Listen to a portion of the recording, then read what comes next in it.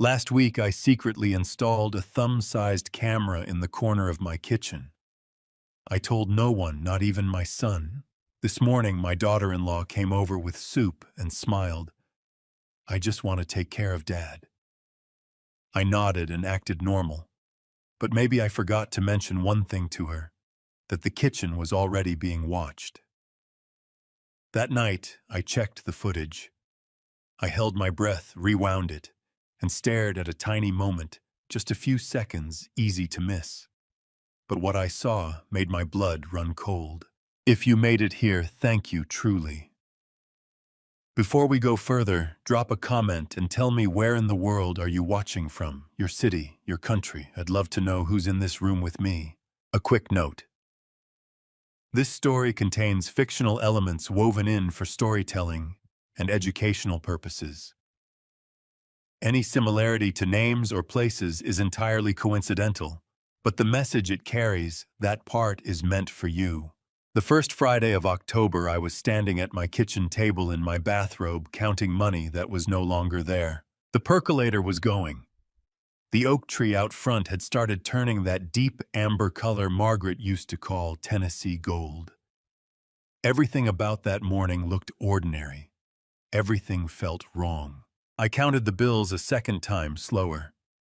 Then I opened my ledger, the small blue notebook I had kept since 1987, every entry dated, every dollar accounted for. I ran my finger down the last 6 weeks of numbers and felt the cold truth settle into my chest, like a stone dropped in still water. $540.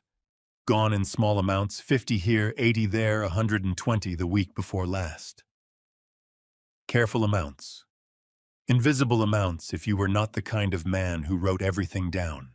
I had just closed the ledger when I heard the front door open. "Dad!" James's voice came down the hallway, warm and easy the way it always was. "You up?" I put the ledger in the kitchen drawer, set the tin box back on the shelf, and had my coffee mug in my hand by the time he walked in. 42 years old, and he still moved through my house like he owned it, jacket unzipped, keys jingling, that wide Carter smile already on his face. "Morning," I said. "Didn't expect you this early. Rachel's got the soup on in the car. We thought we'd do lunch early today." He pulled out a chair and sat down without being asked, the way he had since he was 6 years old. "How'd you sleep?"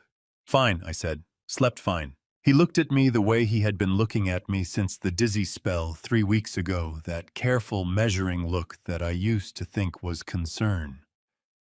"You sure you look a little pale?" "I'm 70 years old, James. Pale is my natural color." He laughed at that, and I laughed too, and I hated how easy it was, how normal, how I was standing 4 feet away from my son and smiling at him while $540 worth of questions burned a hole in the drawer beside me. Rachel came in through the back door a minute later, carrying a pot wrapped in a dish towel and a paper bag that smelled like fresh bread. 39 years old, dark hair pulled back, wearing that soft blue cardigan she always wore on Fridays. She looked up and gave me the smile, the warm one, the careful one, the one that had taken me 2 months too long to look at closely. "Thomas." She set this pot on the stove and came over to squeeze my arm. "You feel cold. Have you been sitting in a draft?" "I'm fine, Rachel. Let me get the soup going." "James, can you grab the bowl's top cabinet left side?" She was already moving to the stove, lifting the lid, stirring. "I made chicken and wild rice today, Thomas. Your favorite." "You didn't have to do all this," I said. "Oh, stop." She waved the spoon at me without turning around. "This is nothing. Sit down, relax." I sat. I watched her move around my kitchen, comfortable, practiced, knowing exactly where everything was. The bowls, the ladle, the dish towel on the second hook. She had learned the layout of my kitchen faster than some people learn their own. I thought about that now. James leaned back in his chair and stretched his arms above his head. "We were thinking, Dad, maybe this weekend we could drive out and look at that property on Lewisburg Pike, the one I mentioned last month." "What property?" "The smaller place. Single-story, newer construction." He said it lightly, casually, looking at the ceiling. just to look. No pressure. I wrapped both hands around my coffee mug. I like this house, James. I know you do, but it's a lot of house for one person. He brought his eyes back down to mine. And the stairs after what happened with the dizzy spell. I tripped, I said, outside, on level ground. Still. He glanced toward Rachel, who was ladling soup into bowls with her back to us. Something passed between them. I caught the tail end of it, just a flicker. We just want to make sure you're taken care of, that's all. Rachel set a bowl in front of me, then one in front of James. She sat down across from me with her own bowl and tucked a strand of hair behind her ear. We worry, Thomas. You know that. I know, I said, and I appreciate it. I picked up my spoon. The soup was good. It was always good. That was the thing about Rachel. She was good at everything she did. Cooking, smiling, worrying out loud, filling up a room with warmth that felt completely real until the moment you started asking yourself why a woman would spend this much time taking care of a man she had never been particularly close to before his dizzy spell. We talked through lunch the way we always did, James asking about the neighbors, Rachel telling me about her sister's new house in Murfreesboro, both of them filling the kitchen with easy conversation that asked nothing of me except that I nod and smile and stay exactly where I was. When we were done eating, Rachel stood and began gathering the bowls. I'll clean up. You two go sit in the living room. I can help, I said. Thomas. She gave me that look, gentle, immovable. Go sit down, please. James was already pushing back his chair. Come on, Dad. There's a game on. I followed my son into the living room and settled into my armchair while he turned on the TV and found the pregame show. We sat together and watched men in suits talk about football, and I said the right things at the right moments. And the whole time I could hear Rachel moving around in my kitchen. The clink of bowls, the sound of the faucet, the soft shuffle of her feet on the tile. She was in there for 24 minutes. I counted. When she finally came back into the living room, drying her hands on the dish towel, her expression was exactly the same as when she had left. Warm, easy, unhurried. All done, she said. Thomas, I left some extra soup in the fridge for tonight. And I reorganized your spice cabinet. It was getting a little cluttered. Thank you, Rachel, I said. She smiled. Of course. They left around 2 o'clock. James hugged me at the door, a real hug, firm and brief, the way men do it. Rachel kissed my cheek and told me to call if I needed anything. I stood on the porch and watched James's car back out of the driveway and disappear around the corner. Then I went back to the kitchen. I opened the drawer and took out the ledger. I opened the tin box and counted the money one more time, still $540 short. I stood at that counter for a long time looking at the tin box and listening to the silence of my own house, the house where I had lived for 41 years, where Margaret had cooked at this stove and laughed at this table and told me I was too careful about everything. Everything matters, Margaret, I thought. That's how you know when something's wrong. 24 minutes. Rachel had been alone in this kitchen for 24 minutes, and my son had made sure I was not in it. By 2 o'clock that same afternoon, I had made 2 decisions. The first was that I would not say a single word to James or Rachel. Not that day, not the next day, not until I had something more solid than numbers in a notebook and a cold knot sitting in the middle of my chest. The second decision was the one that mattered. I was going to turn Margaret's tin box into the most expensive mistake Rachel Carter had ever made. I got dressed khakis, a flannel shirt, my old cap, and I drove out along Old Hillsborough Road to a small electronics shop I had noticed but never entered. It sat between a dry cleaner and a shuttered diner, the kind of place that had been there 20 years without anyone paying it much attention. A hand-painted sign above the door read Pete's Tech Sales and Repair. There were no other cars in the lot. That suited me fine. The last thing I needed was to run into someone who knew James. A man about my age was behind the counter when I walked in, thick through the shoulders, reading glasses pushed up on his forehead. He looked up at the sound of the bell above the door. What can I do for you? Security cameras, I said. Small ones, wireless. something that records to the cloud. He nodded and came around the counter without asking what I needed them for, or why an old man in a flannel shirt was buying surveillance equipment on a Friday afternoon. Pete, the name was stitched on his shirt, walked me to a shelf along the back wall and pointed out 3 options. "These 2 here are your best bet for indoor use," he said, holding up a compact unit no bigger than a deck of cards. Battery lasts 3 to 4 weeks. Connects to your phone. Uploads footage every 15 minutes automatic. Goes straight to your cloud account. "What happens if someone finds it and unplugs it?" I asked. Pete looked at me for just a moment over the top of his glasses. Not a suspicious look. More like the look of a man who had heard that question before and knew exactly what it meant. "Doesn't matter," he said. "Once it uploads, it's already gone to the server. You can break the camera into 100 pieces, and the footage is still sitting right there on your account. Nothing to destroy." "I'll take 2, I said. I paid in cash and drove home with the bag on the passenger seat, the afternoon sun throwing long shadows across the hills. I took the back roads, the quiet ones, and I let myself think. I had been a careful man my whole life. Careful with money, careful with words, careful with trust. Margaret used to say it was my best quality and my most exhausting one. "Thomas," she told me once, laughing in that wound she had that made everything feel lighter, "one day you are going to think yourself right past something wonderful because you were too busy making sure it was safe." Maybe she was right. But careful had kept us out of trouble for 41 years. And right now, careful was the only thing I had going for me. I set up the first camera on the kitchen bookshelf, nestled between the clay pot Rachel had given me and a novel I had never finished, angled to cover the counter. The stove and the upper shelf where the tin box sat.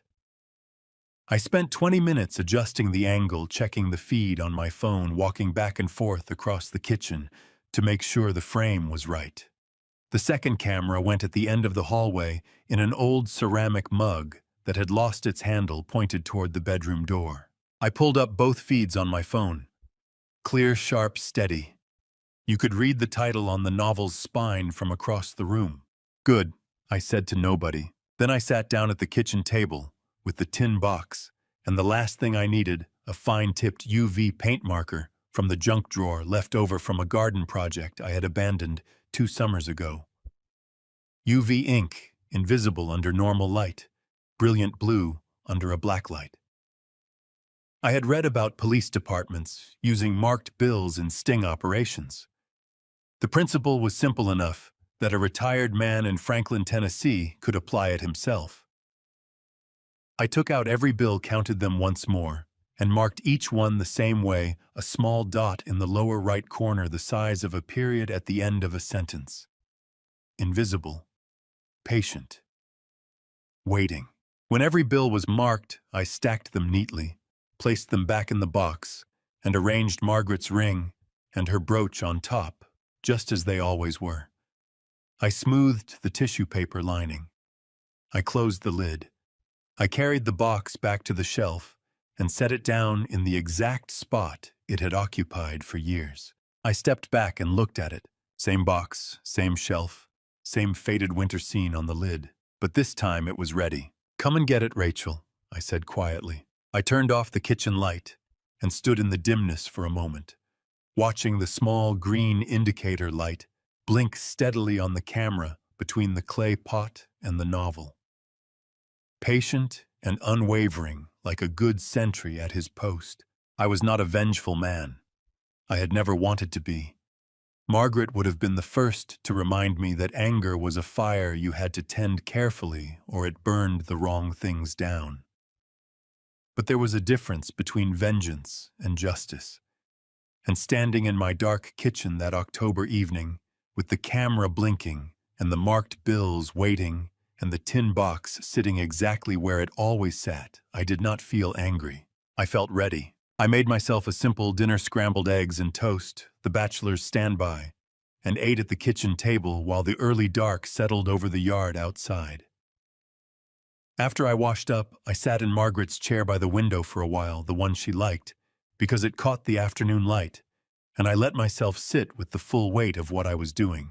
My son, my son's wife, my own kitchen. I don't want to be right about this, I said softly, to the chair, to the room, to the memory of her that still lived in the particular stillness of this house after dark. I want to be a foolish old man who can't keep track of his own money. But I had kept track of my own money for 40 years, and the numbers did not lie. I went to bed just after 9 earlier than usual. I lay in the dark with my hands flat on my chest, listening to the house breathe around me. The familiar settle of the floorboards, the tick of the hallway clock, the sound of the neighbor's wind chimes 3 houses down. The camera was watching. The trap was set. The next move belonged to Rachel, and when she made it, I would be waiting. Monday morning, I told Rachel I had a 9 o'clock appointment with my dentist over on Murfreesboro Road. I said it the night before over the phone, keeping my voice easy and unhurried, the way a man does when he has absolutely nothing to hide. "Oh, do you want James to drive you?" she asked right away. "No need," I said. "It's just a cleaning. I'll be fine. Are you sure the road's on Monday morning?" "Rachel." I put just enough warmth into my voice to close the subject. "I've been driving myself to the dentist for 50 years. I think I can manage one more time." She laughed softly.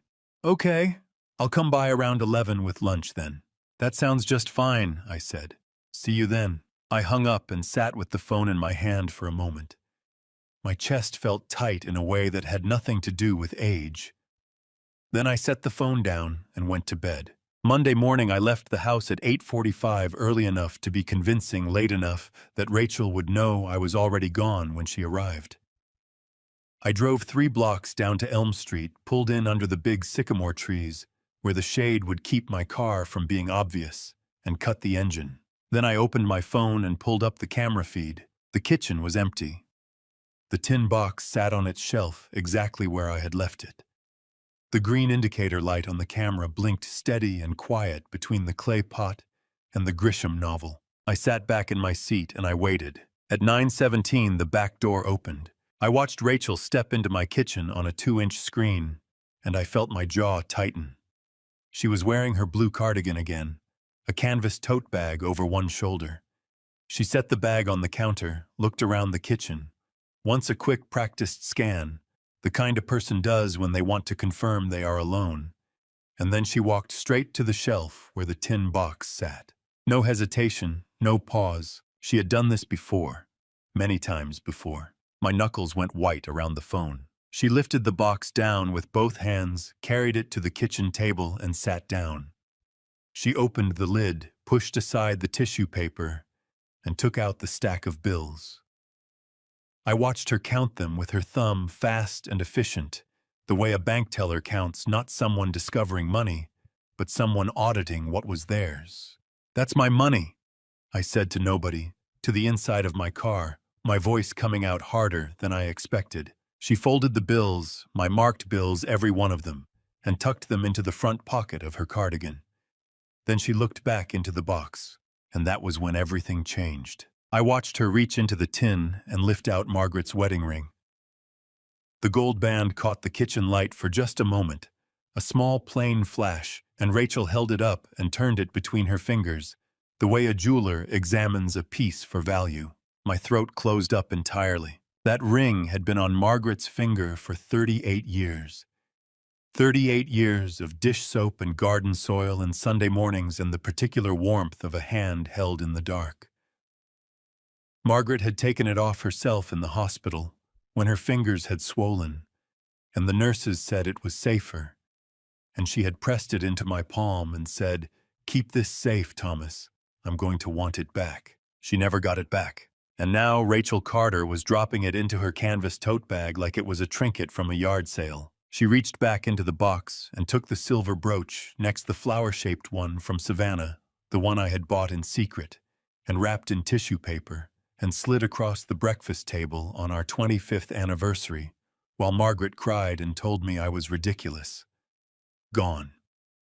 Into the bag. Just like that. I pressed my fist against my mouth, and breathed through my nose slow and even, the way the doctor had taught me after my blood pressure climbed 3 years ago. My eyes were burning in a way I had not felt since the morning they called me from the hospital to tell me Margaret was gone. Rachel closed the tin box, smoothed the lid, and carried it back to the shelf. She placed it in exactly the right spot. Then she pulled out her phone, typed something, quickly put it away, and began unloading groceries from her tote bag with the calm, unhurried movements of a woman who had done nothing wrong. I sat in my car under the sycamore trees and watched my daughter-in-law make herself at home in my kitchen for 19 more minutes before she left. Then I drove back. I pulled into the driveway at 10:50, came in through the front door, hung up my jacket. Rachel arrived 11 minutes later, knocking twice before letting herself in with the spare key, carrying a container of chicken salad and a sleeve of crackers. "How is the dentist?" She set everything on the counter and turned to smile at me. "No cavities," I said. "Clean bill of health." "That's great." She started opening cabinets, pulling out plates. "You want to eat in the kitchen or the living room? It's nice light in the living room today." "Kitchen's fine," I said. I pulled out my chair and sat down, right across from where she had sat 2 hours ago, counting my money with her thumb. She set a plate in front of me, arranged the crackers in a neat little fan the way she always did, and poured us both a glass of water from the pitcher in the fridge. Then she sat down across from me and tucked her hair behind her ear and said, "You seem quiet today, Thomas. Everything okay?" I looked at her, at the blue cardigan, at the canvas tote bag hanging on the back of her chair. "Just tired," I said. "The older I get, the more a simple errand takes it out of me." She reached across the table and patted my hand. Her fingers were warm and steady. "That's completely normal. You're doing great, honestly. James and I were just saying the other day how well you're managing." "Were you?" I said. "Absolutely." She smiled and picked up a cracker. "We're so proud of you." I smiled back at her. I picked up my fork. I ate my chicken salad, and the whole time all I could think about was Margaret's ring sitting at the bottom of that canvas tote bag, not 3 feet away from me, while Rachel told me how proud they were. I had been a patient man my whole life. That patience was about to run out. Wednesday she brought soup. Chicken soup, same as the week before, and the week before that, the kind that filled up a kitchen with warmth and made a person feel taken care of. That was always Rachel's particular gift. She could walk into a room and make everything feel safe, feel tended, to feel like home. For 2 months, I had let that gift wash over me the same way I let the October sunlight come through the kitchen window, grateful and unquestioning. I was done being unquestioning. After what I had seen on Monday, I had spent Tuesday night at the kitchen table with a small plastic container and a square of aluminum foil, tucking them both into the back of the junk drawer behind the rubber bands and spare batteries. Just in case. A careful man prepares for the thing he hopes will not happen. Wednesday morning, Rachel knocked at 10, let herself in with the spare key before I reached the door, and came down the hall, carrying the pot with both hands and that same bright smile. "Smells good," I said. "Homemade stock," she said proudly, moving past me toward the kitchen. "I started it last night. None of that carton stuff, Thomas. Real bones, real vegetables. You deserve the good version. You didn't have to go to all that trouble." "It's no trouble." She set the pot on the stove and turned the burner to medium. "Go sit down. I'll call you when it's ready." "I'll keep you company," I said. Something crossed her face, fast, almost invisible, gone before I could name it. Then the smile came back, easy as ever. "Of course, grab a seat." I pulled out the kitchen chair and sat facing the stove, my hands flat on the table in front of me, my eyes on Rachel. She moved through the kitchen the way she always did, efficient, comfortable, completely at home. She stirred the pot, adjusted the flame, reached for the salt on the second shelf, without looking, because she knew exactly where I kept it. We talked. She told me about her sister's kitchen renovation, about a movie she and James had seen over the weekend, about how the leaves on the drive over had been just beautiful this morning. Had I noticed? And I said yes, I had noticed, And isn't October something? And her sister's kitchen sounds lovely. And I watched her hands. Her right hand stirred. Her left hand set down the wooden spoon, picked it up again, set it down. Everything normal. Everything practiced. Her shoulders were relaxed. Her breathing was easy. Then my phone buzzed on the table. A text from my neighbor, Bill Henderson, something about a fallen branch on the fence line we shared. I looked down at the screen, then back up at Rachel. "Excuse me, just 1 second," I said, pushing back my chair. "Bill's got a fence issue. Let me just step out and call him back." "Take your time," Rachel said warmly. "Soup needs another few minutes anyway." I walked out to the hallway, stopped just past the doorframe, and turned my phone sideways. The camera app was already open. I had pulled it up before she arrived. I angled the screen toward the kitchen doorway and watched. Rachel stirred the pot twice, looked toward the hallway, stirred again. Then her right hand moved to the front pocket of her jacket. My stomach dropped straight to the floor. She was quick, I will give her that. Practiced and precise and quick. The small plastic bag came out, the pot lid came off, and her hand tilted over the steam in one fluid motion. A fine white powder, barely a pinch, dissolved into the broth before the lid went back on. The whole thing took 8 seconds. She was stirring again by the time I stepped back into the kitchen doorway, phone in hand, expression easy. "All sorted," I said. "Bill thinks a branch came down on the fence. I'll take a look after lunch." "Good thing you've got a good neighbor." She ladled soup into a bowl and set it on the table. "Sit down, it's ready." I sat. She sat across from me with her own bowl and broke a piece of bread in half and handed me the larger piece with a smile that did not reach quite as far as her eyes. I noticed that now the slight lag between the smile starting and the warmth arriving, like a fireplace that takes a few seconds to catch. I picked up my spoon. I ate slowly, 3 spoonfuls, 4, pausing between each one to ask about James's work, to comment on the bread, to be the grateful old man she expected me to be. While she answered, I reached into my lap with my left hand, found the edge of the small plastic container I had slipped into my cardigan pocket that morning, and pressed the lid open with my thumb. By the time Rachel stood to refill her water glass, I had transferred 4 full spoonfuls of soup into the container and sealed it shut. "This is really wonderful, Rachel," I said when she sat back down. "You've outdone yourself." She beamed. "I'm so glad you like it." We finished lunch. She cleaned up 20 minutes in the kitchen alone, same as always, and left around 1:30 with a kiss on my cheek and a reminder to rest. I waited until her car was out of sight. Then I got my jacket, put the container in my inside pocket, and drove across town to the office of Dr. Daniel Brooks. Daniel had been my physician for 15 years. A quiet, methodical man in his early 50s, who had the particular gift of listening before he spoke. His receptionist waved me through when I said it was personal, and I found him at his desk between appointments, reading glasses on a half-eaten sandwich beside his keyboard. He looked up when I walked in. "Thomas, you didn't have an appointment today." "No," I said. I reached into my jacket and set the plastic container on his desk. "I need you to have this tested, Daniel. Whatever's in it, I need to know." He looked at the container, then at me, reading my face with the same careful attention he brought to reading a chart. "Where did this come from?" "My lunch," I said.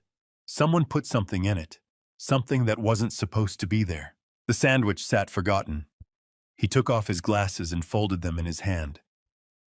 "Thomas, I know how it sounds," I said. My voice came out steadier than I felt. "I know exactly how it sounds. But I need you to trust me on this, Daniel.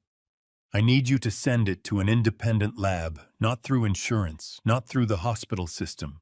Somewhere private, somewhere quiet. Can you do that?" He looked at me for a long moment, his eyes moving over my face the way a doctor's eyes do when they are taking a reading without a machine. Then he reached out and picked up the container. "Give me 72 hours, he said quietly. "And Thomas, don't eat anything you didn't prepare yourself until I call you." I felt something loosen in my chest. Not relief, not yet, but the particular release that comes from no longer carrying something entirely alone. "Thank you, Daniel," I said. He nodded once, already reaching for his phone. I drove home through the Wednesday afternoon streets of Franklin, hands steady on the wheel, and I told myself to be patient, to wait, to let the lab do its work. But the image of that white powder dissolving into the broth stayed with me all the way home. And somewhere underneath the patience and the careful thinking and the 40 years of keeping steady, something cold and certain had taken root. Whatever was in that soup, Rachel had not brought it by accident, and James had not sent her here to cook. Thursday afternoon, James came alone. He said Rachel had a headache, said it casually, the way you mention weather, like it was the most natural thing in the world. I told him I hoped she felt better soon, and I meant it, which was the strangest part of all of this. Even knowing what I knew, I could not simply stop caring about the people I had let into my life. That was not how 70 years of living worked. "You want to sit outside?" James asked, already moving toward the back door. "It's nice out, warm for October." "Sure," I said. "Let me get the tea." I had added a third camera 2 days earlier, a small unit clipped to the gutter above the back porch, angled to cover the yard and the driveway.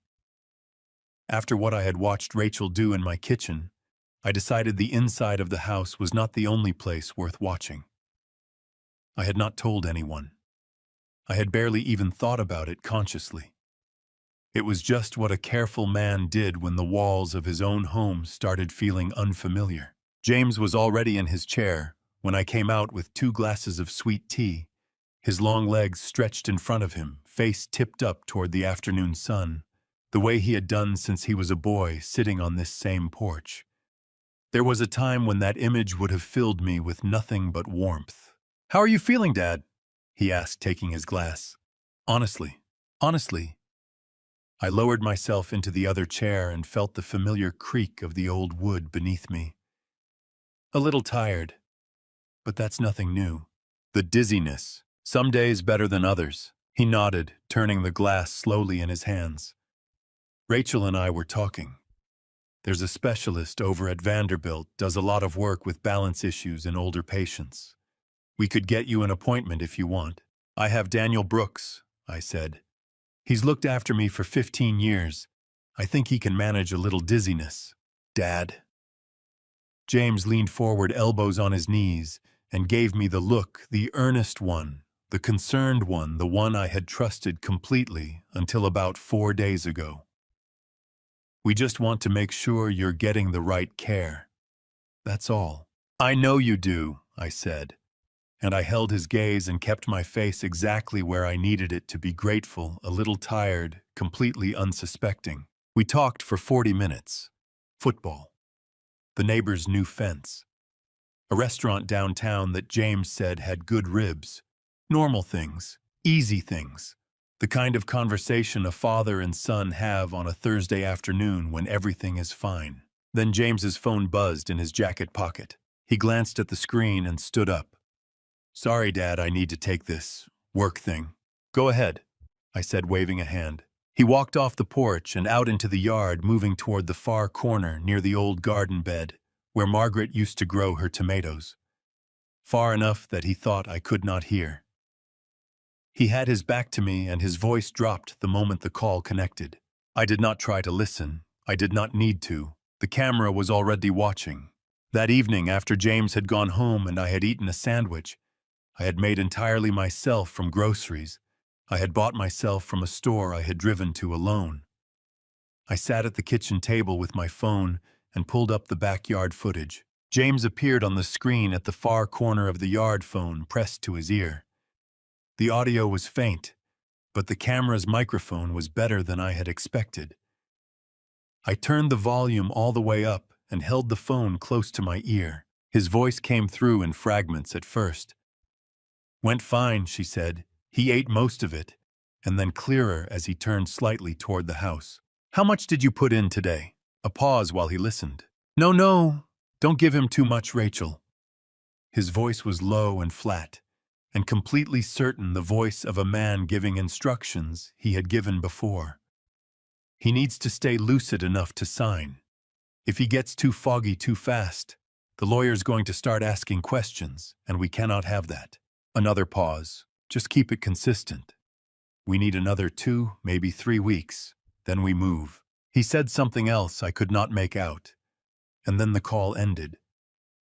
He stood in the yard for a moment, looking at the garden bed.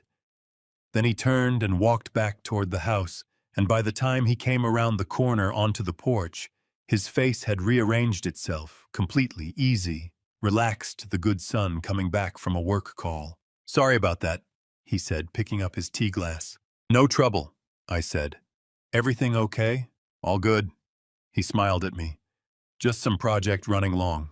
I smiled back. I picked up my own glass. My hand was rock steady, and I was proud of that, because inside my chest my heart was slamming against my ribs like it wanted out. Sign. James needed me to sign something. He needed me lucid enough to sign, but confused enough not to fight it. He needed 2 or 3 more weeks of whatever Rachel was putting in my food before he was ready to move. Move to what? I lay in bed that night staring at the ceiling, while the question turned over and over in my mind. What did my son need me to sign?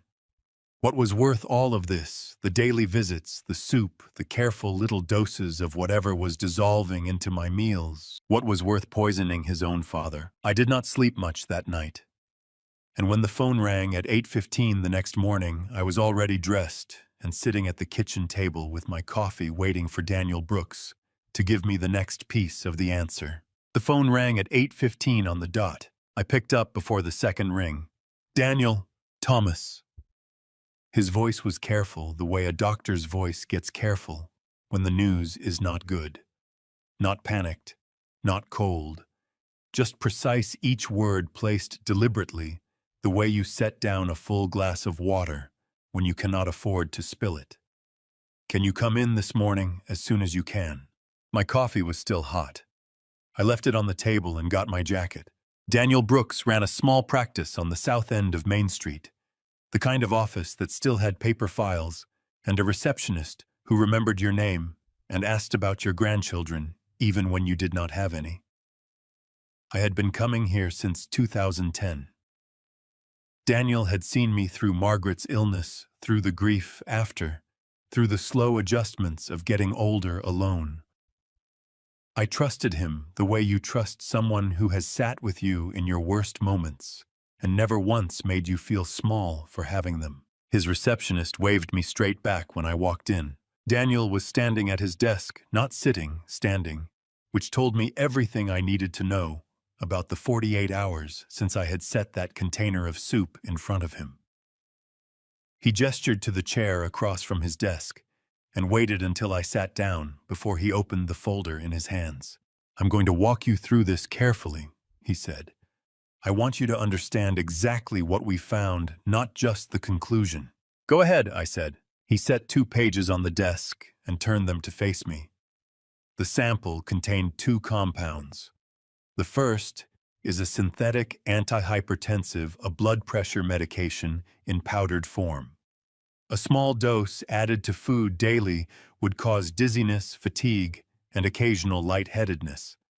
In a man your age, those symptoms would look completely consistent with normal aging. I stared at the page. The words were clinical and clean, and they hit me like something physical, square in the center of my chest. "The second compound," Daniel continued, his voice steady and even, "is a mild central nervous system depressant.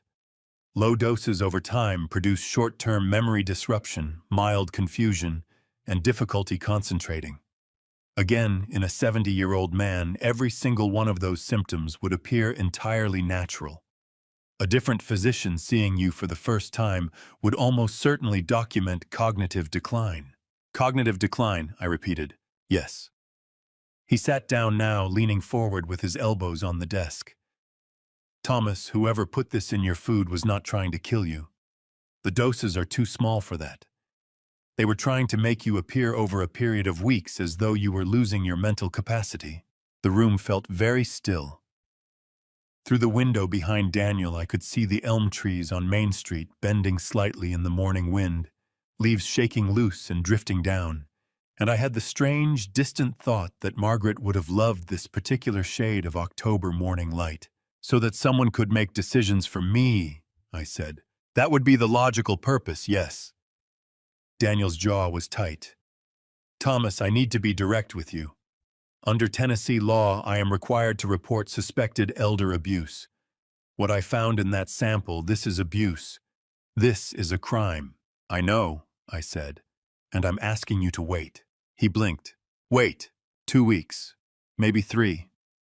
I kept my voice level even though my hands wanted to shake and I would not let them. Daniel, I have footage. I have marked bills. I have this report. But I don't yet have the thing that explains why, and without that they walk away from this. James is smart. Rachel is careful. If we move now before I know what they're trying to get me to sign, they find a lawyer, and they tell a story, and none of what I have is enough. Daniel pressed his fingers flat against the desk, looking at me hard. You've been eating this. I stopped Wednesday. You told me to, and I did. The symptoms are already clearing, I said. The dizziness is better. My head is clearer than it's been in weeks, which tells me exactly when they started. I leaned forward. Daniel, I am not in immediate danger. I have not eaten anything Rachel prepared since Wednesday afternoon. I am asking you, as my physician, as my friend, to give me a little more time. He was quiet for a long moment, his eyes moving over my face with that particular searching look of a man weighing what he knew against what he was being asked to do. Then he exhaled through his nose and leaned back in his chair. 2 weeks, he said. That's all I can give you, Thomas. After that, I report it with or without your blessing. Are we clear? Crystal, I said. And you are not eating anything you didn't buy and prepare yourself. Not a bite. And if you feel any dizziness, any confusion, any symptom at all, I call you first, I said, before anyone else. He looked at me for another moment. Then something in his expression shifted, not softer exactly, but more settled, the way a man looks when he has made a decision he knows he will have to live with. He closed the folder and pushed it across the desk toward me. Keep a copy of this, he said. Store it somewhere safe, not in your house. I picked up the folder. It was light in my hands, just 2 pages, just a few paragraphs of clinical language, but it felt heavier than anything I had carried in years. Because this was not suspicion anymore. This was not numbers in a ledger or footage on a phone screen.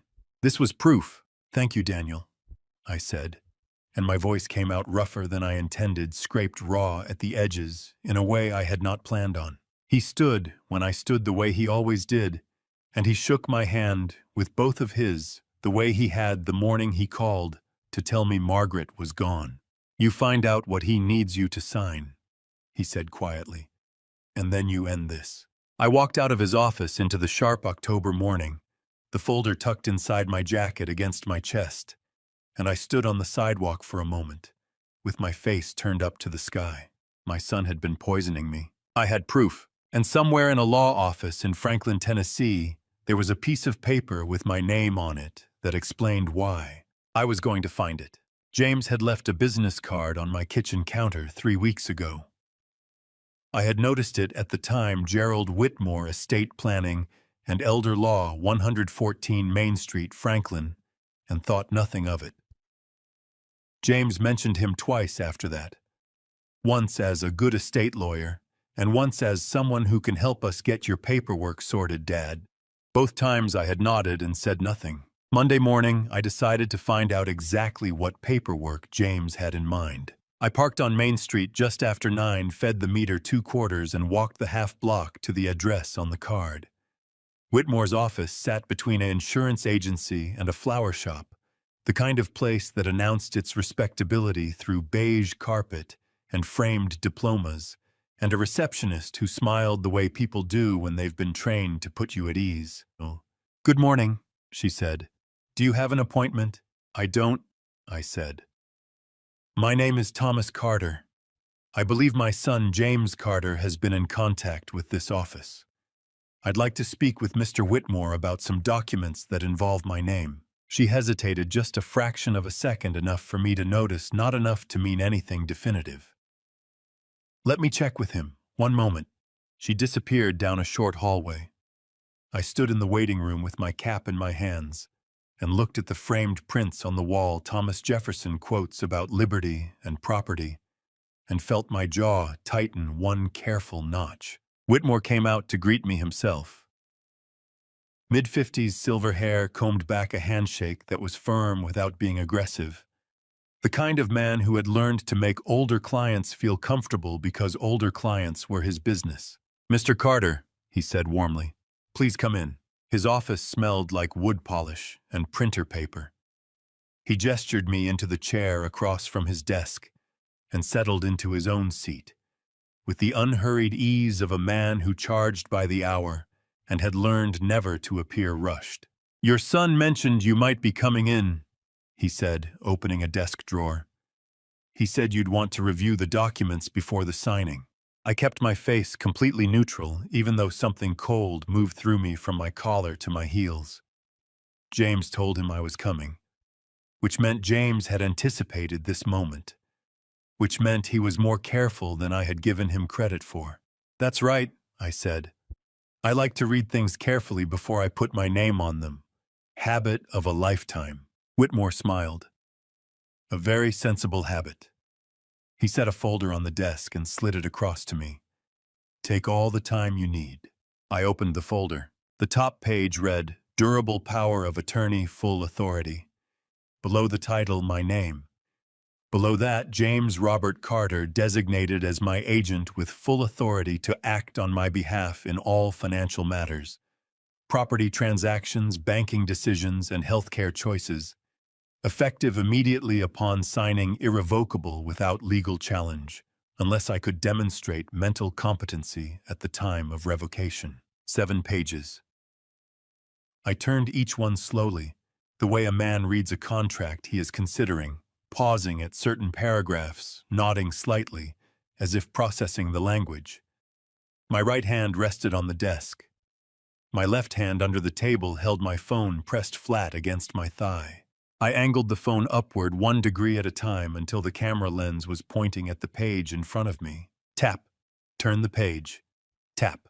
7 pages. 7 photographs. "Any questions?" Whitmore asked when I closed the folder. "Just one," I said, setting the folder back on his desk with both hands.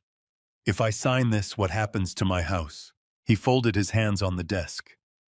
"The property at your current address would fall under your son's authority to manage, lease, or sell as he sees fit, in the interest of your care and well-being." "I see," I said. "And my bank accounts, full authority to access and manage all financial instruments listed in the schedule on page 5. I sat with that for a moment. Outside the window, a delivery truck rumbled down Main Street. A perfectly ordinary Monday morning in Franklin, Tennessee, and I was sitting in a beige office watching a polite man explain how my son planned to take everything Margaret and I had built over 40 years. "Thank you, Mr. Whitmore," I said, standing and extending my hand. "I'll need a few more days to think it over." He stood and shook it smooth and practiced. "Of course, James mentioned you might want a little time. We have a signing appointment penciled in for the 31st. That gives you plenty of room." "The 31st, I repeated. "That's helpful to know." I walked out of his office down the half-block to my car and sat behind the wheel. I opened my phone and scrolled through the 7 photographs. Clear. Readable. Every word of every page captured in the gray October light of Gerald Whitmore's office. My hands were shaking now. I let them shake. There was nobody to see it, and some things deserved a reaction. October 31st. I said to the windshield, to the steering wheel, to whatever part of Margaret was still traveling with me through all of this. That's what all of this has been for. 3 weeks of soup and daily visits and headaches and dizziness, all of it, to get me across a desk on Halloween and make me sign away everything we ever worked for. I pressed my fingers against my eyes until the burning stopped. Then I started the car, and pulled out onto Main Street, heading home, the photographs safe in my phone, and the anger sitting cold and hard in my chest like something I intended to keep. Because I had found what James needed me to sign. Now I needed to find out what Margaret had needed to hide. Tuesday night, I sat at the kitchen table long after the dishes were done with a cup of tea I had stopped drinking, and the kind of quiet that only comes to a house when one person has lived in it alone for too long. I was thinking about a Tuesday night in November of 2019. Margaret had been home from the hospital 4 days, her second admission that year. Another round of tests that came back inconclusive. Another set of doctors who looked at her chart and said age-related, and let's monitor it, and sent her home with pamphlets about sodium and rest. She had sat in this same chair in this same kitchen, and she had taken my hand across the table the way she did when she had something important to say, and wanted to make sure I was listening. "Thomas," she had said, "there's something I need to tell you. About the brooch." I had assumed she meant the insurance. Margaret was always careful about documentation, about making sure things were accounted for properly. "The silver one from Savannah. There's a key inside it." She had said it quietly, without drama, the way she said most important things. "In the back panel there's a small latch you have to press the right side. It opens. And inside there's a key." "A key to what?" "The safe in the bedroom closet. The one behind the winter coats." She had squeezed my hand, then her fingers, thin but warm. "I've been keeping some things in there. Things I want you to find, if something doesn't feel right." "Do you understand what I mean, Thomas?" I had told her yes. I had told her I understood. I had kissed her hand and told her not to worry about safes and keys and paperwork, that she was going to be fine, that we had plenty of time. She was gone 14 months later, and I had forgotten about the key entirely. In the 14 months after that November evening, I had been too consumed by her decline, the hospital visits, the morphine adjustments, the paperwork of dying. And after she was gone, I had wrapped that memory in the same grief I wrapped everything else in, and put it somewhere I never went. The brooch had lived in the tin box as a beautiful thing, not a hiding place. I had not let myself think of it any other way. I stood up so fast, the kitchen chair scraped back against the tile, that same loud scrape Margaret had always complained about, and I grabbed my phone off the counter. It was after 9 at night. Too late to call anyone. But I could check. I pulled up the camera footage from the day Rachel had taken the brooch. I watched her lift it from the tin box, turn it in her fingers for just a moment, under the kitchen light, then drop it into her tote bag without a second thought. She had no idea what she was carrying. She had no idea that the little silver flower-shaped pin she had sold for quick cash was the only thing standing between me and the truth Margaret had died trying to protect. I had to find it. Wednesday morning, I started calling antique shops at 8 o'clock. I had a list of 7 within reasonable distance of Franklin. The first one, a place on Columbia Avenue, had not received anything matching that description. The second one had been closed since August. The third was Hargrove's Antiques on Depot Street, run by a woman named Eleanor Hargrove, whose family had operated it for 3 generations, and who answered the phone with the brisk efficiency of someone who had heard every question before. "Hargroves, this is Eleanor." "Good morning," I said. "My name is Thomas Carter. I'm looking for a silver brooch, flower-shaped, about the size of a quarter, antique silver, probably early 20th century. I believe someone may have brought it in recently." A pause. "Then a woman brought in a piece matching that description about 10 days ago. Small flower, 8 petals, silver with some oxidation on the back." My heart lurched so hard I had to put one hand on the counter to steady myself. "That's the one. Is it still there?" "It is. She priced it at $40, but I'd say it's worth considerably more. The craftsmanship is—" "I'll give you $200 for it," I said. "Cash. I can be there in 30 minutes. Another pause, shorter this time. "I'll hold it for you, Mr. Carter." Eleanor Hargrove turned out to be a compact woman in her late 60s, with reading glasses pushed up on her head and the carefully appraising eyes of someone who had spent a lifetime assigning value to things other people had underestimated. She had the brooch in a small velvet tray on the counter when I walked in, and she watched me with frank curiosity as I approached. "This belonged to your wife?" she asked. "40 years," I said. My voice came out thicker than I intended. "She wore it on special occasions. It was a gift." Eleanor looked at me for a moment. Really looked the way perceptive people do when they're deciding how much of what they're seeing to acknowledge. Then she picked up the brooch and set it in my palm without another word about the price. "200 is more than fair," she said. "I'm glad it's going back where it belongs." I paid her and walked out into the sharp October morning, the brooch in my closed fist, and I sat in my car in the parking lot of Depot Street, and I let myself feel it. Margaret's brooch back in my hand for the first time since the morning I had opened the tin box and found it gone. The silver was cool against my palm. The petals were worn smooth where Margaret had touched them hundreds of times over the years. "Okay, Margaret," I said, my voice rough and low, cracking just slightly at the edges in a way I did not try to prevent. "Show me."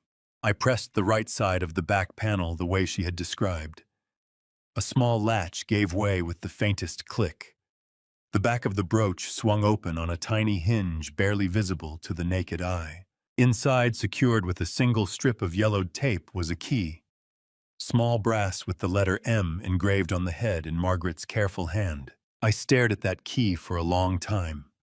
My eyes were burning, and my throat was tight, and my hands, for the first time since all of this started, were trembling in a way I could not entirely control. "I forgot," I whispered to her to the key to the October sky through my windshield. "Margaret, I'm so sorry. I forgot about the key." I closed my fingers around the brooch, started the car, and drove home. The safe was in the bedroom closet behind 2 winter coats I had not worn since the year she died. I moved them aside, pressed the false panel, and found the gray metal box exactly where we had put it together in 1998. Combination lock on the left keyhole on the right. I slid Margaret's key into the lock. It turned without resistance, as if it had been waiting.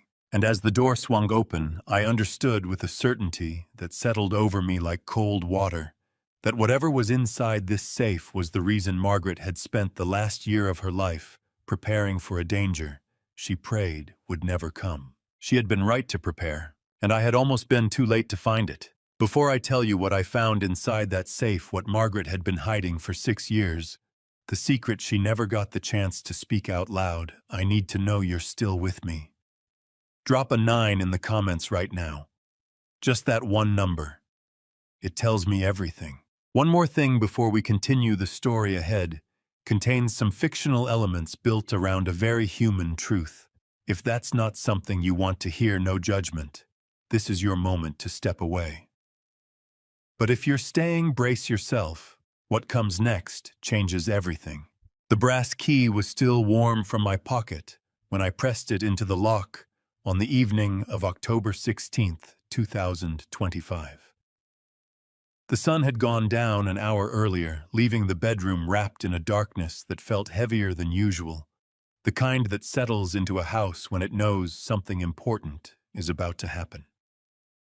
I had been standing in front of Margaret's false panel for 3 full minutes, key in hand, unable to move.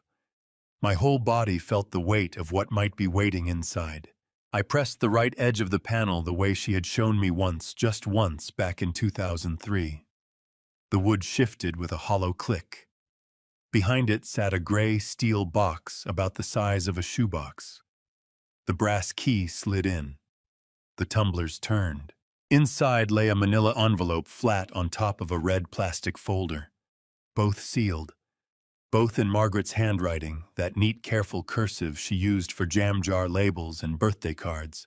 "Thomas, only if something feels wrong." My throat sealed shut so fast I had to grab the doorframe with both hands to stay upright. Something was wrong. Something had been wrong for weeks. I carried the box to the bed and sat down on the edge, pressing the envelope against my chest for a full 30 seconds before I could make myself open it. The letter inside was 2 pages dated September 3rd, 2019, 6 years ago. My darling, if you are reading this, then I was right to be afraid. Her voice came off the page so clearly I had to close my eyes. She was right there, her breath, her careful pen strokes, the way she chose every word like she was building something that needed to last. For the past 8 months, I have been having episodes of dizziness, confusion, and trembling that Dr. Pendleton cannot fully explain. My blood pressure drops without warning. I have been keeping a log. I have also noticed that the episodes are worse on the days Rachel brings me meals. My hands started shaking. The paper rattled between my fingers, and I pressed it flat against my knee, hard, willing myself to keep still. I know how terrible that sounds to write. I know it sounds like a frightened woman's imagination. But I kept samples, Thomas. They are in the red folder. I had the third one tested privately at a lab in Nashville. The results are there too. Whatever you find, please do not confront James alone. Promise me that. I set the letter down on the white bedspread. My chest was heaving. I pressed both palms flat against the mattress and forced air in through my nose, out through my mouth, the breathing exercise my cardiologist had given me after my bypass, the one I had not needed in 8 years. In, out, stay sharp, Thomas. I reached for the red folder. Inside were 3 small sealed bags, each labeled in Margaret's handwriting, with a date and the words, Soup Rachel. Beneath them, a single sheet of lab results printed on Nashville Diagnostic Solutions letterhead, dated October 14th, 2019.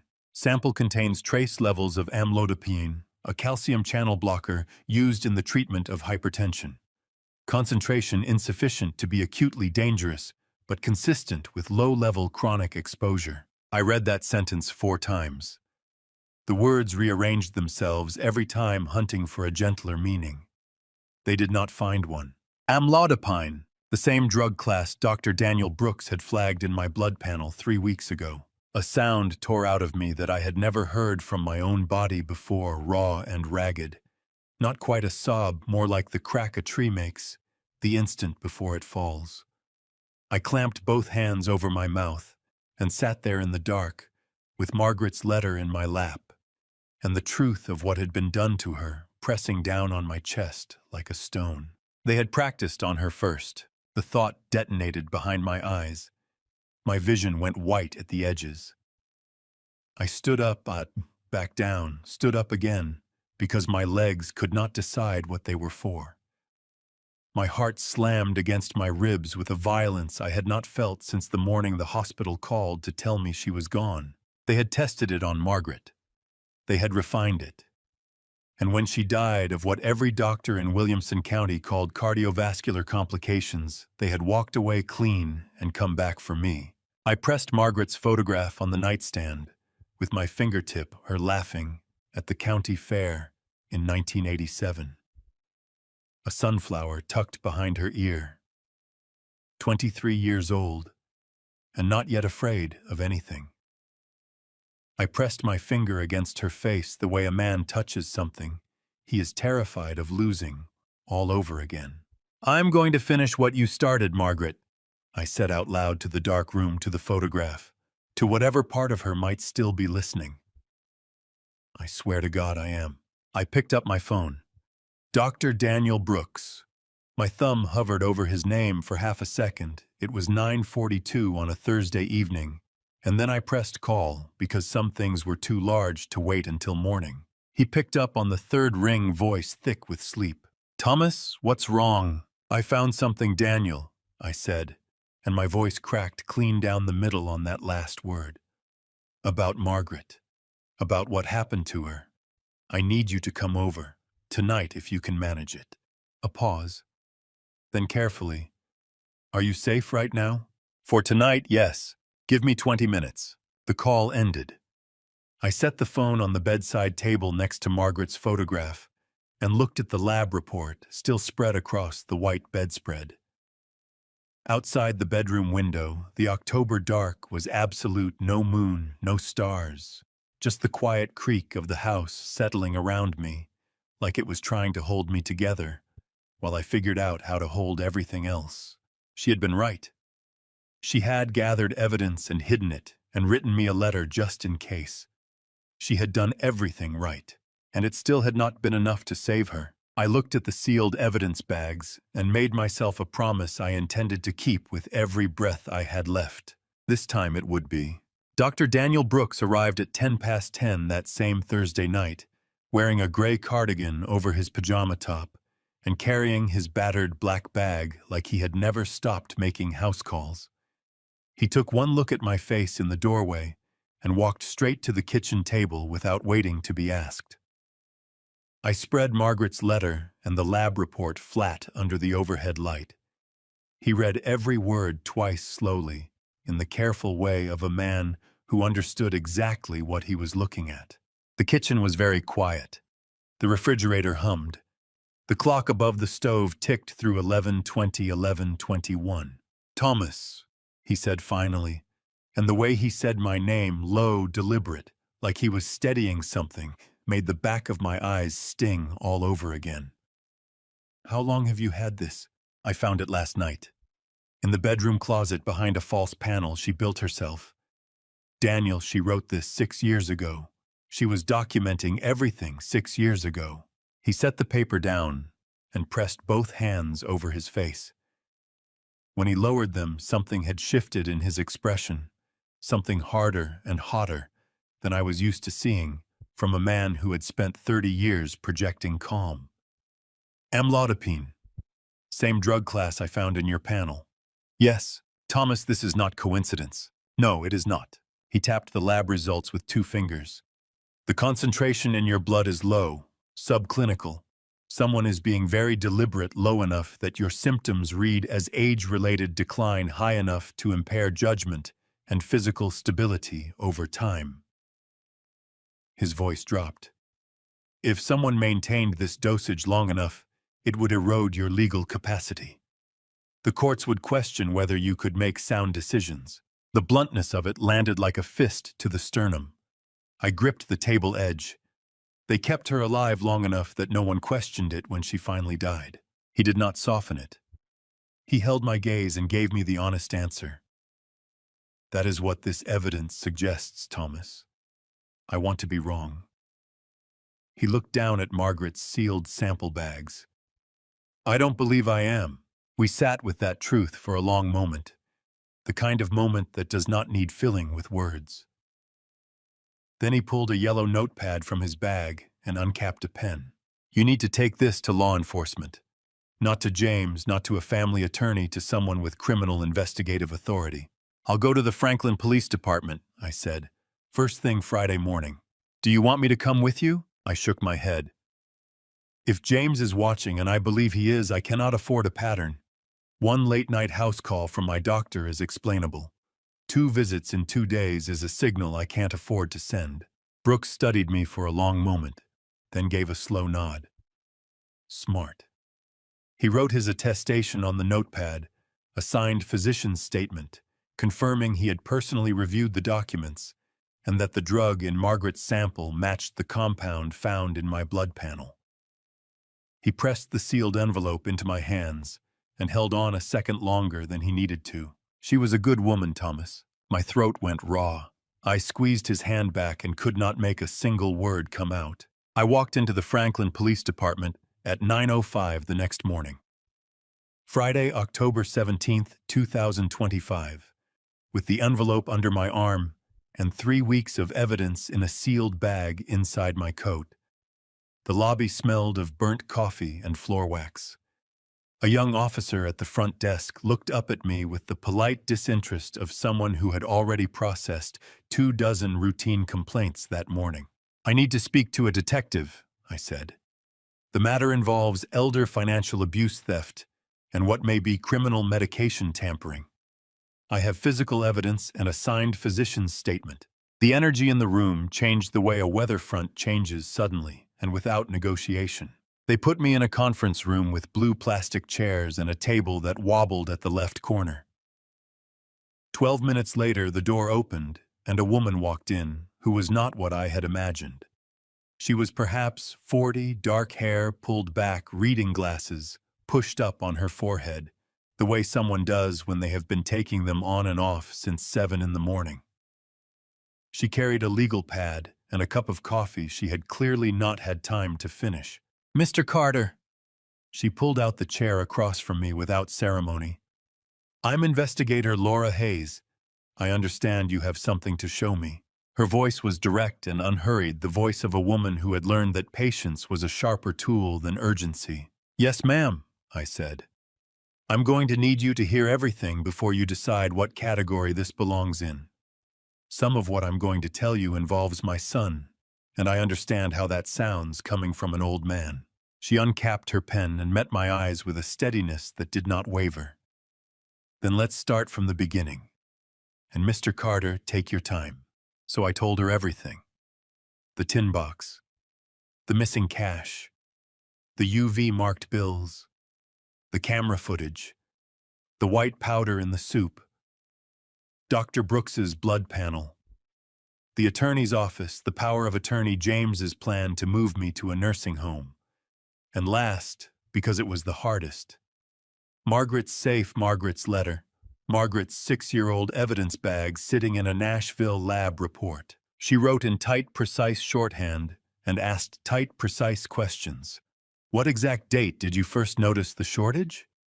Is the camera footage cloud-backed or local only? Do you still have the original soup sample? What is the attorney's full name and office address?" When I finished, she set her pen down.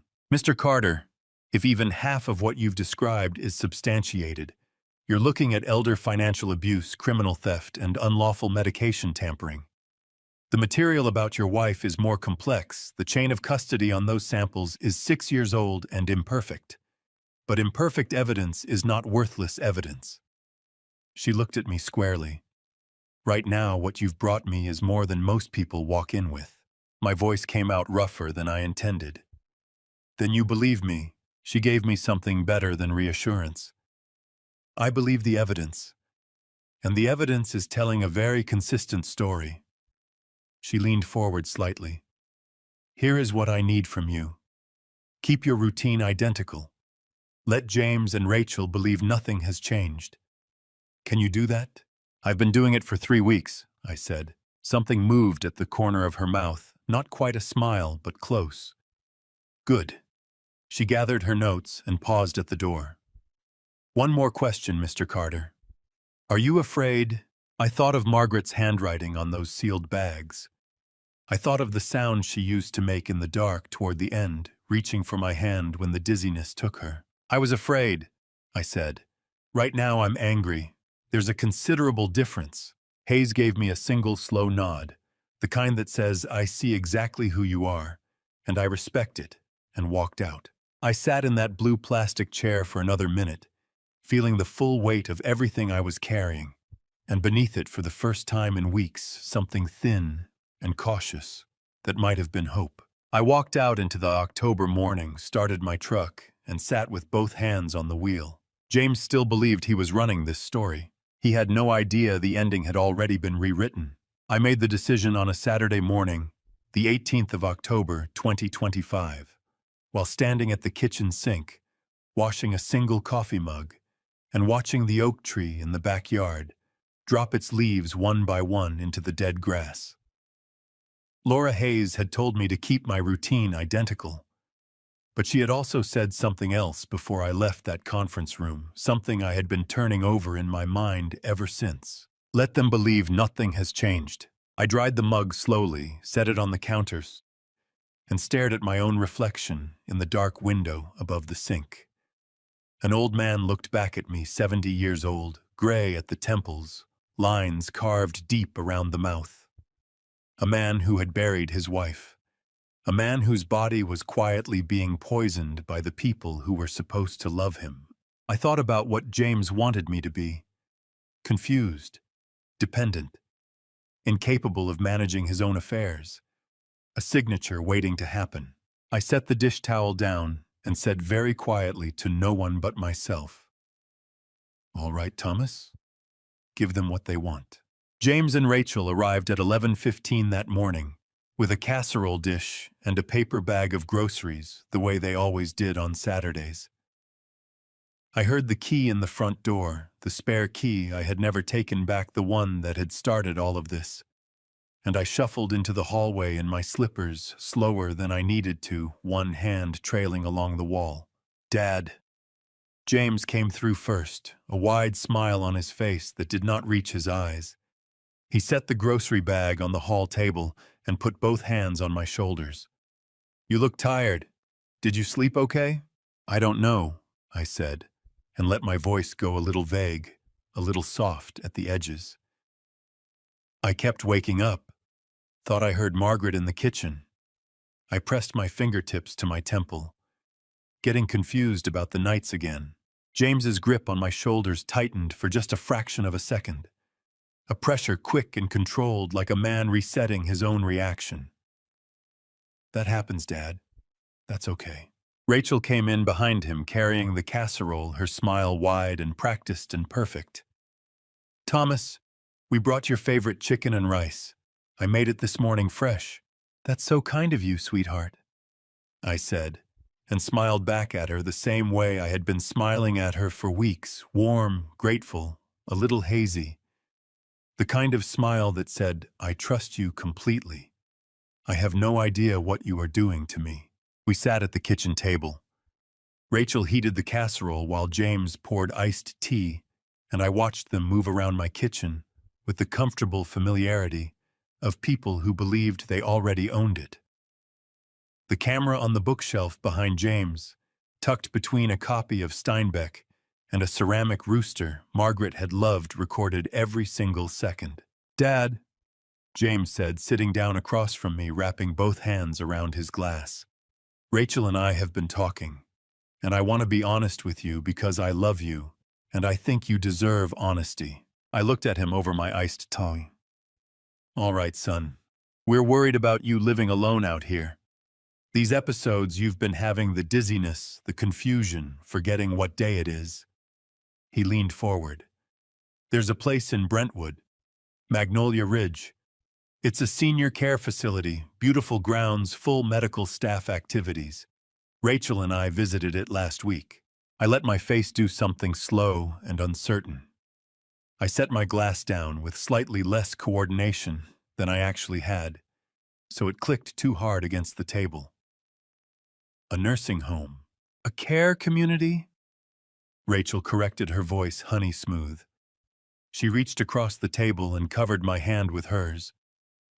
"It's not like what you're imagining, Thomas. It's lovely. You'd have your own room, your own space, and James and I could visit every week." "Every week," I repeated like a man turning a word over without being sure what it meant. "We just want you to be safe," James said. His eyes were steady, his voice measured, his concern performed with an expertise that would have convinced anyone who did not already know the truth. "That's all any of this is about, Dad. Keeping you safe." I looked down at my hands wrapped around the iced tea glass. My wedding ring, my original ring, the one Margaret had placed on my finger 41 years ago, not the one Rachel had stolen, caught the kitchen light. I let my chin tremble just slightly. I let my eyes go wet. "I just don't want to leave this house," I said. "Your mother and I, everything we built is here." James reached across and pressed his hand over mine, right over the ring, right over Margaret's memory. "I know, Dad. I know it's hard." His voice was gentle, his expression full of filial sorrow. "But sometimes the people who love us have to make the hard calls." I nodded slowly, the way a man nods when his resistance is crumbling. I let a single tear work its way down my left cheek and did not wipe it away. "Let me think about it," I said. "Just give me a little time to think." "Of course," Rachel said warmly, squeezing my hand. "There's no rush." There was. I knew there was. The power of attorney appointment was 12 days away, and every single word James had just spoken, the nursing home Magnolia Ridge, The hard calls had been recorded in high-definition audio and video by the camera between Steinbeck and Margaret's ceramic rooster. After they left at 2:30, I went straight to my laptop and opened the cloud app. The footage had uploaded automatically, the way it always did, time-stamped and clean. I watched James say, "Sometimes the people who love us have to make the hard calls," and felt my jaw tighten until my back teeth ached. I saved the clip, labeled it, and added it to the folder I had named simply Evidence. Then I picked up the phone and called Laura Hayes. "It's Thomas Carter," I said when she answered. "He brought up the nursing home today. I got it all on camera." A brief pause. Then, "Good. Keep going exactly as you have been. Don't change a thing." "Yes, ma'am," I said. I ended the call, stood up from the kitchen table, and walked to the window. The oak tree outside had lost another dozen leaves while I was performing helplessness for my son and his wife. The yard looked thinner, stripped back, more exposed than it had been that morning. Good, I thought. So do they. They just don't know it yet.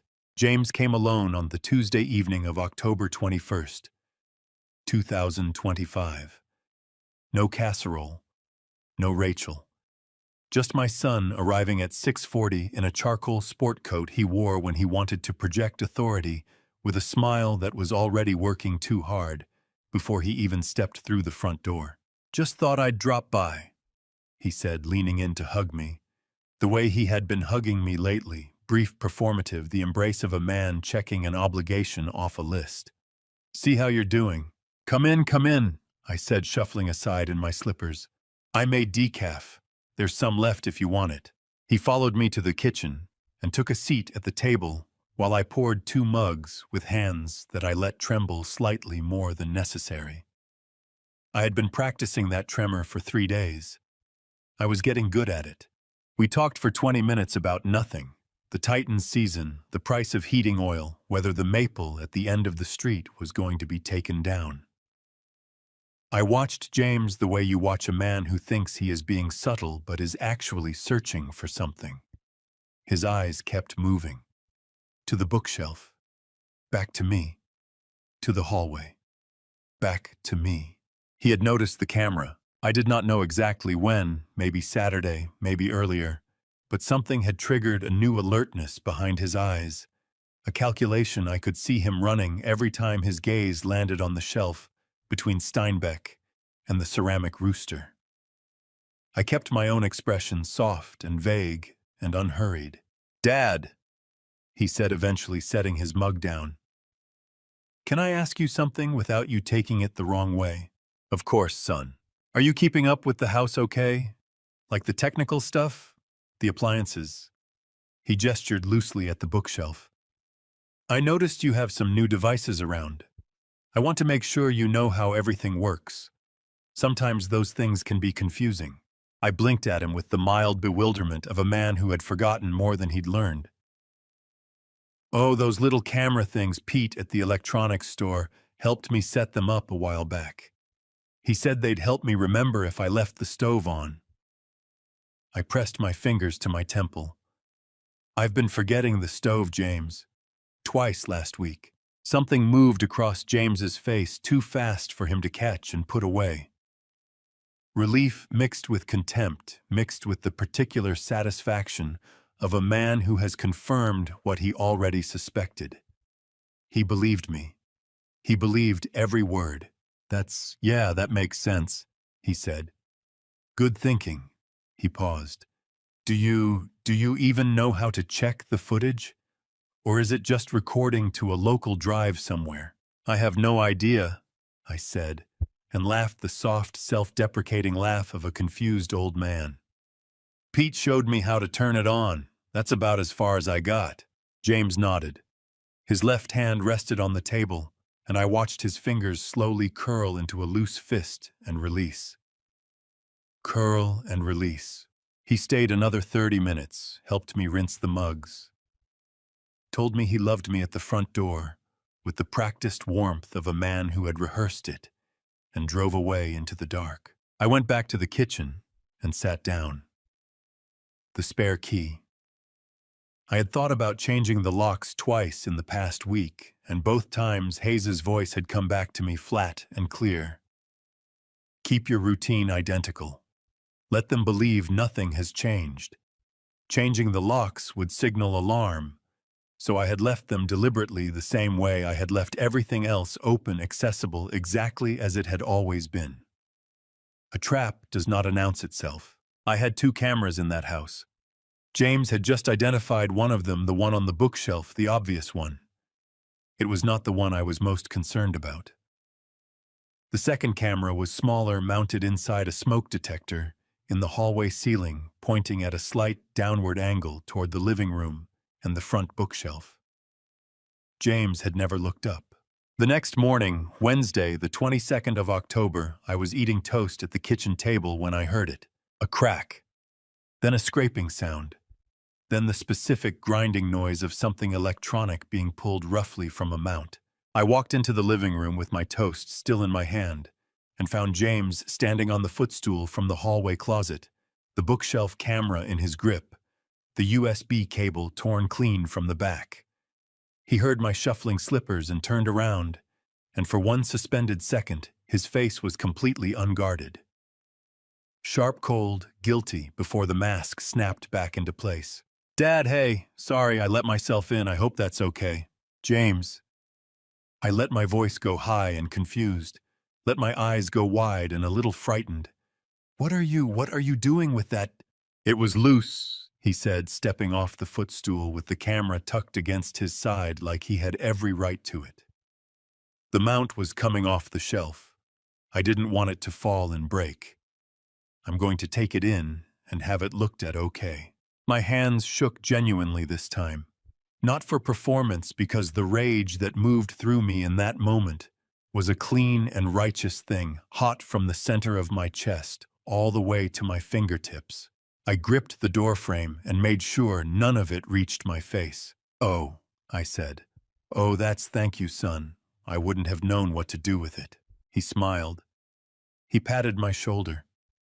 He left with my camera under his arm, and I stood in the doorway watching his taillights disappear around the corner. And when I was absolutely certain he was gone, I walked straight to my laptop, opened the Cloud app, and pulled up the footage from the hallway smoke detector. It had captured everything. James arriving through the front door. James pulling the footstool from the closet. James climbing up. James ripping the camera from the shelf with both hands, his jaw set and his eyes flat and purposeful, in a way that had nothing whatsoever to do with a loose mount. All of it time-stamped, all of it stored on a cloud server in Nashville that James did not know existed and could not reach. I saved the clip. I labeled it James Camera Destruction, October 22nd, 2025. I added it to the evidence folder. Then I called Laura Hayes. "He took the camera," I said when she picked up. "Did he now?" Her voice was measured, but I could hear the edge underneath it, the alert precision of a woman whose case had just gotten sharper. "Was the footage backed up before he got to it?" "Every clip from the last 3 weeks," I said. "All of it. He has no idea about the cloud." A pause. When she spoke again, there was something in her tone that I had not heard from her before. Not quite satisfaction, something more controlled than that. The quiet of a woman watching the last piece of a puzzle find its place.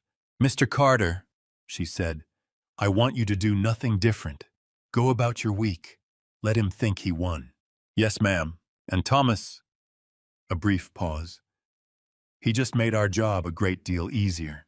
I ended the call and stood in the kitchen with both hands braced on the counter, looking out at the October yard, the bare oak, the cold, flat sky. My heart was hammering. My knuckles had gone white against the countertop edge. But underneath the fear, underneath the fury, something was settling into place with the slow, irrevocable weight of a door closing on everything James thought he had gotten away with. He had reached into my house and taken what he believed was the evidence against him. He had no idea he had just handed me the most damning footage of all. Laura Hayes called me on the morning of October 23rd, a Thursday, while I was sitting on the back porch with a mug of coffee I had not drunk a drop of because I had been too busy watching the yard and thinking. The sky was the color of old pewter, and the last of the oak leaves were coming down in slow, unhurried spirals, as if even the trees had decided there was no point rushing anymore. "Mr. Carter," she said, skipping pleasantries the way she always did, getting straight to the bone of things. "I need you to come in this afternoon. We have the footage reviewed, the physician's statement logged, and the samples are with our forensic consultant. I want to talk to you about next steps." "What time?" I said. 2 o'clock. Come through the side entrance on 4th Street. Ask for me by name at the desk." I was there at 1:55. She met me in the same conference room as before. Blue plastic chairs, wobbling table, but this time she was not alone. A younger man in a charcoal suit sat to her left, a laptop open in front of him, a yellow legal pad covered in tight handwriting beside it. Hayes introduced him as Marcus Webb, the assistant district attorney assigned to the case. "Mr. Carter," Webb said, reaching across the table to shake my hand with the firm, measured grip of a man who needed you to trust him immediately. He looked maybe 35, sharp-eyed and careful. "Laura has briefed me on everything you've brought in. I want to start by saying the evidentiary package you've assembled is remarkable for a civilian. My wife taught me to document things," I said. "She kept records of everything. I should have learned sooner." Something shifted in Webb's expression. The professional composure softened for just a fraction of a second. "I'm sorry about your wife, sir." "Thank you." I set my hands flat on the table. "Tell me what we have." Hayes took over the way I had come to understand she always did when it was time to move from sympathy to strategy. She turned the laptop to face me. On the screen was a compiled video file, a timeline of footage, one clip following another in clean chronological order. She walked me through it piece by piece.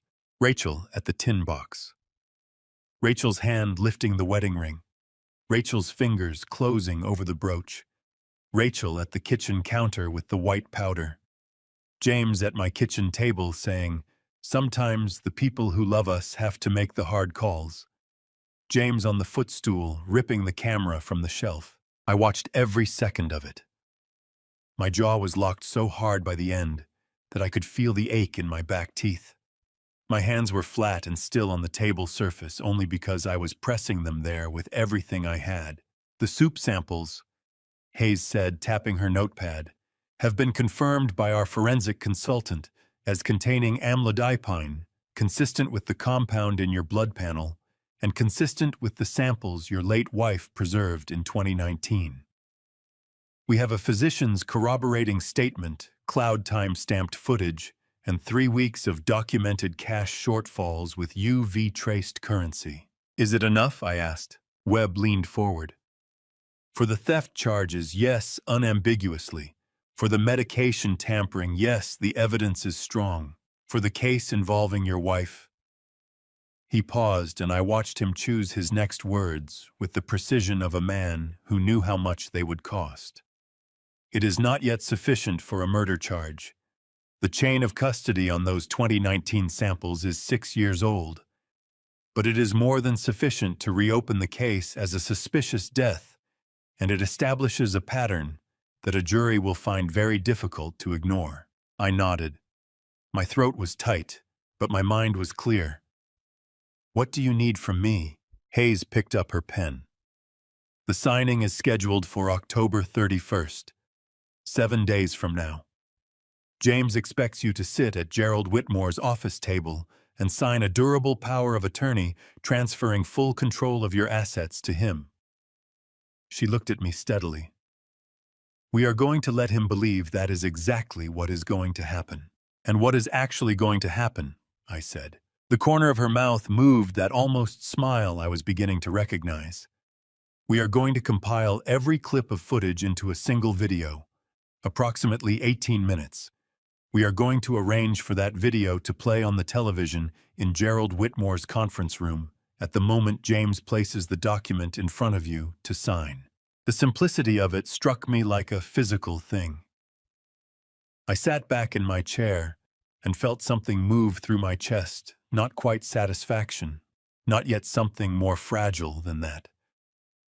The sensation of a door that had been locked for a very long time beginning slowly to open. "Gerald Whitmore," I said. "Does he know?" "He will," Hayes said. "Marcus and I are meeting with him tomorrow morning. He is not involved in James's plan. Our review of the POA document confirms James commissioned it through a third-party referral, not through Whitmore directly. When we show him what his office is about to be used for, he will cooperate. And if James brings a witness, a notary, let him," Webb said with a calm that bordered on serene. "More witnesses means more people in the room when the screen comes on." I pressed both hands flat on the table and looked at the frozen frame on the laptop screen, Rachel's hand closed around Margaret's wedding ring. I had not let myself look at that image for more than a second at a time since the footage first uploaded. Now I held my gaze on it and let the grief and the fury and the cold determination all exist in the same breath. "All right," I said. "Let's finish this." Hayes walked me out through the side entrance at 3:45.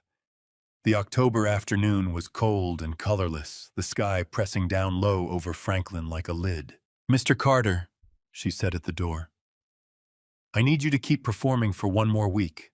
Can you do that?" I thought of Margaret's letter. I thought of her handwriting on those sealed sample bags.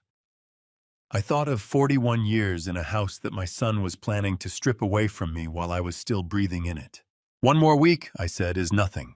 I walked to my truck without looking back, and the cold air hit my face like something clean, like something that had been a long time coming. Rachel arrived at my house on the Saturday morning of October 25th, 2025, without James. That was new. She knocked instead of using the key, also new.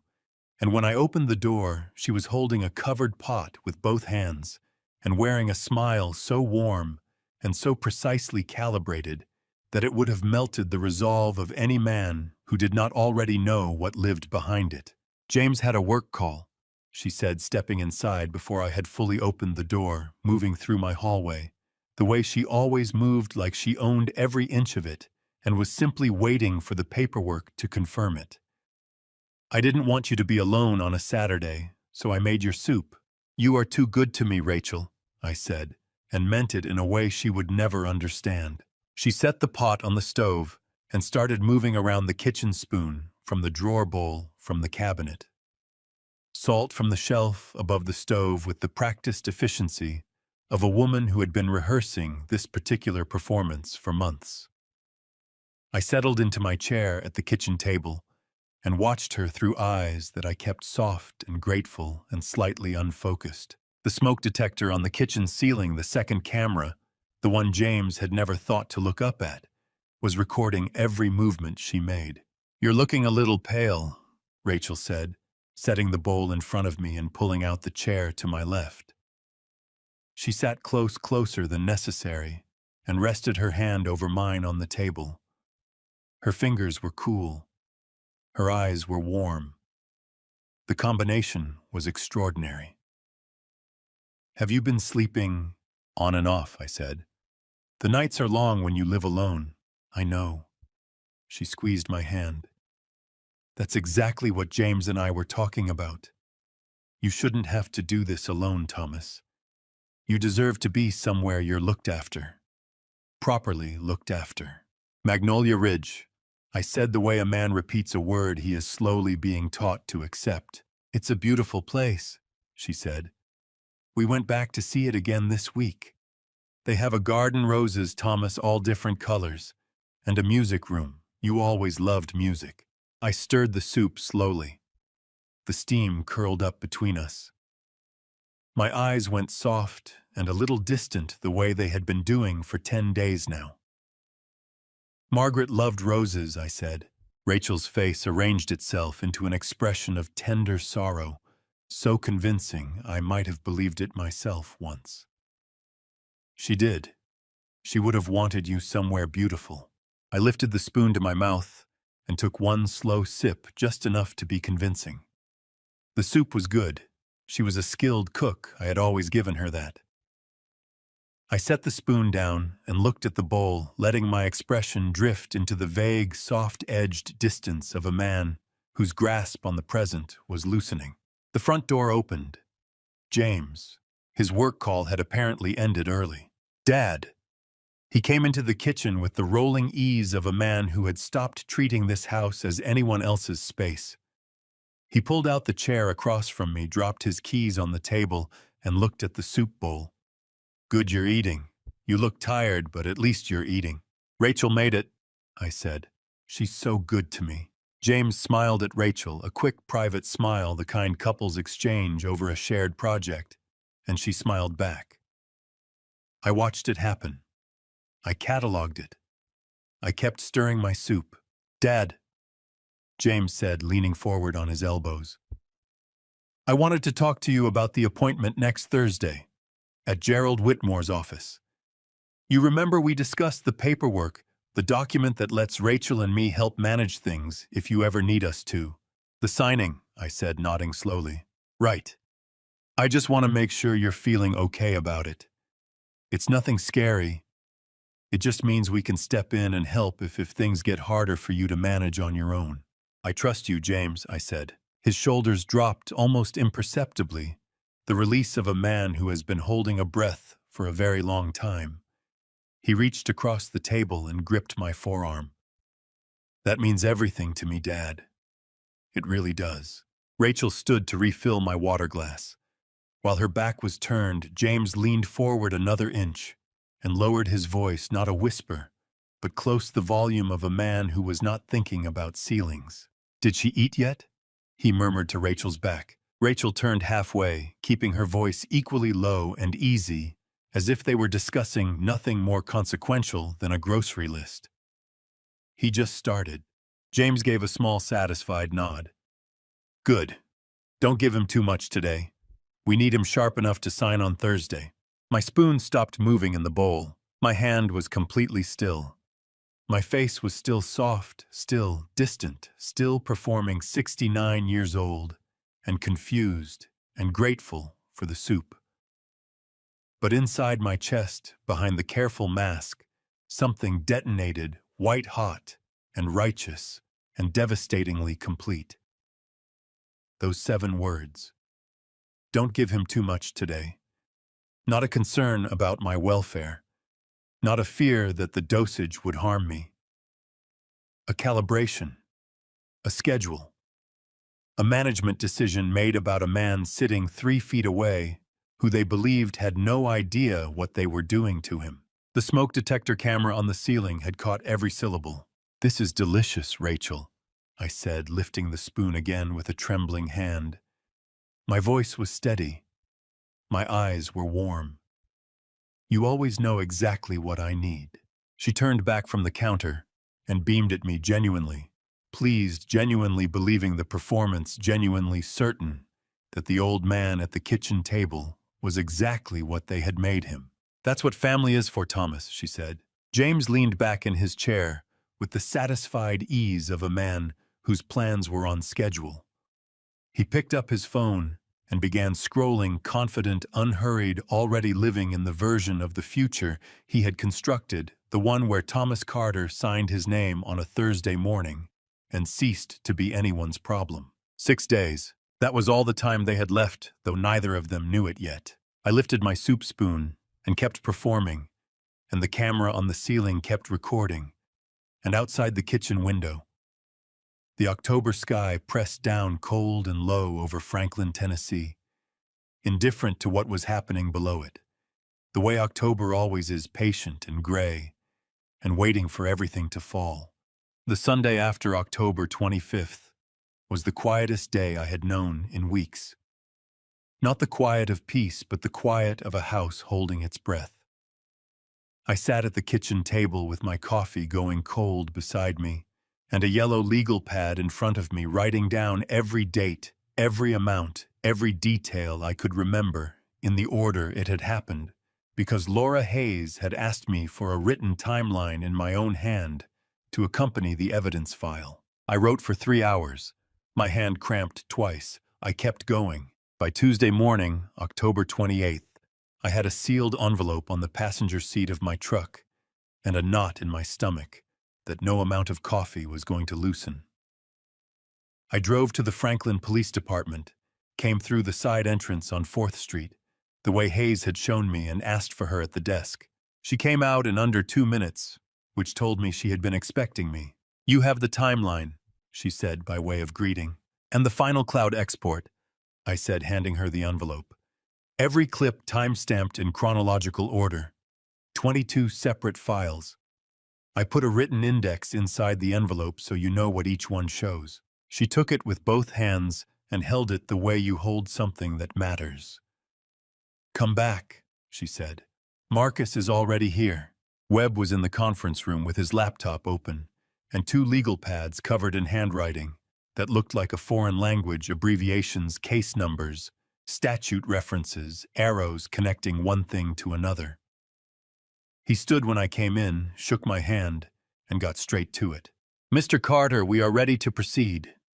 As of this morning, we have enough for arrest warrants on both James and Rachel Carter, elder financial abuse, criminal theft, and unlawful medication tampering. The DA has signed off." The words landed in my chest like stones dropped into still water, each one sending out a ring I could feel all the way to my fingertips.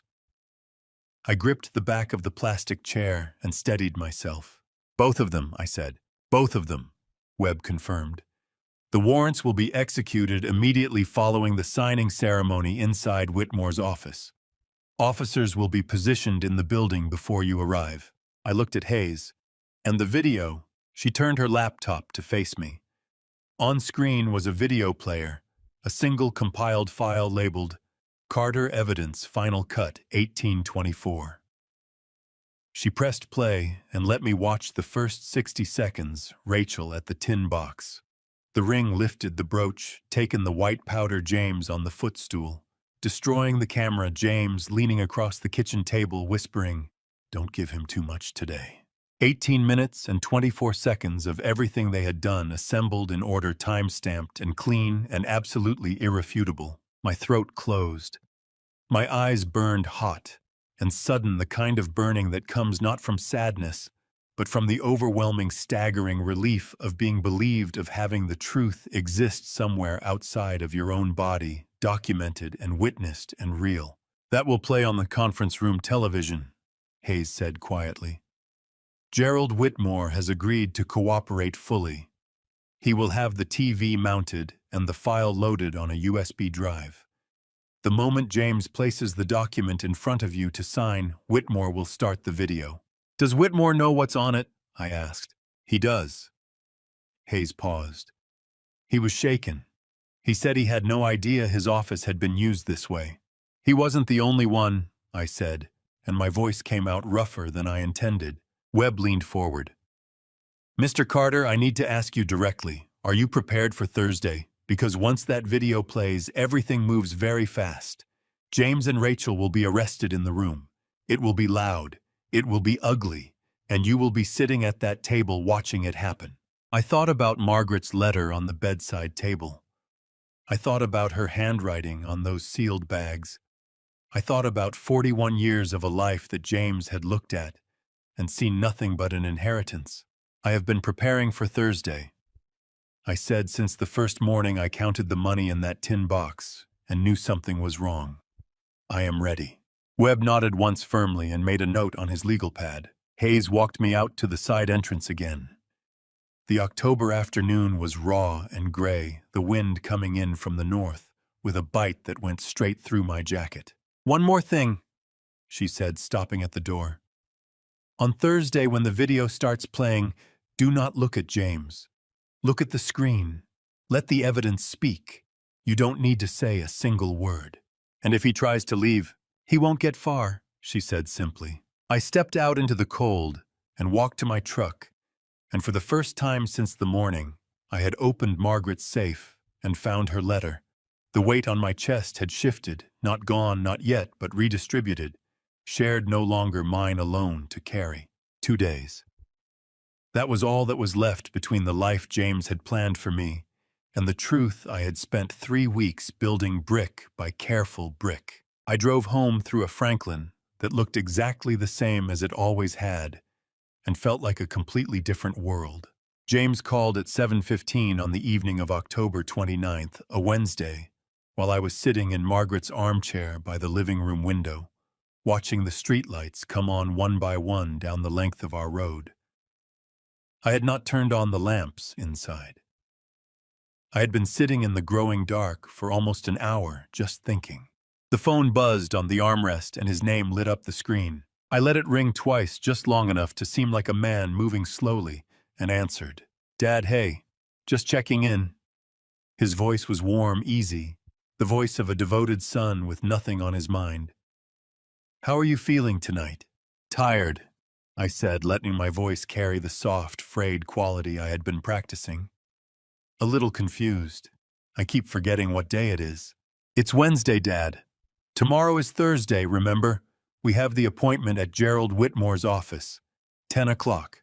"The paperwork," I said slowly. "Right. The paperwork. It's just a simple document. You just need to sign your name, and then Rachel and I can start helping you manage things properly." Okay, James," I said. "Whatever you think is best." A pause, brief, satisfied. "That's good, Dad. That's really good. Rachel and I will pick you up at 9:30. You don't have to worry about a thing." "I know," I said. "I trust you, son." 3 words. The most expensive lie I had ever told. I felt them leave my mouth and hated the taste of them. Hated that I had needed to say them at all. Hated what it meant about who my son had become while I was busy loving him. "Get some rest," James said. "Big day tomorrow." "Good night, James." The call ended. I set the phone on the armrest and pressed both hands over my face, breathing into my palms, feeling the full weight of everything that was coming pressed down on my shoulders in the dark. My eyes were burning.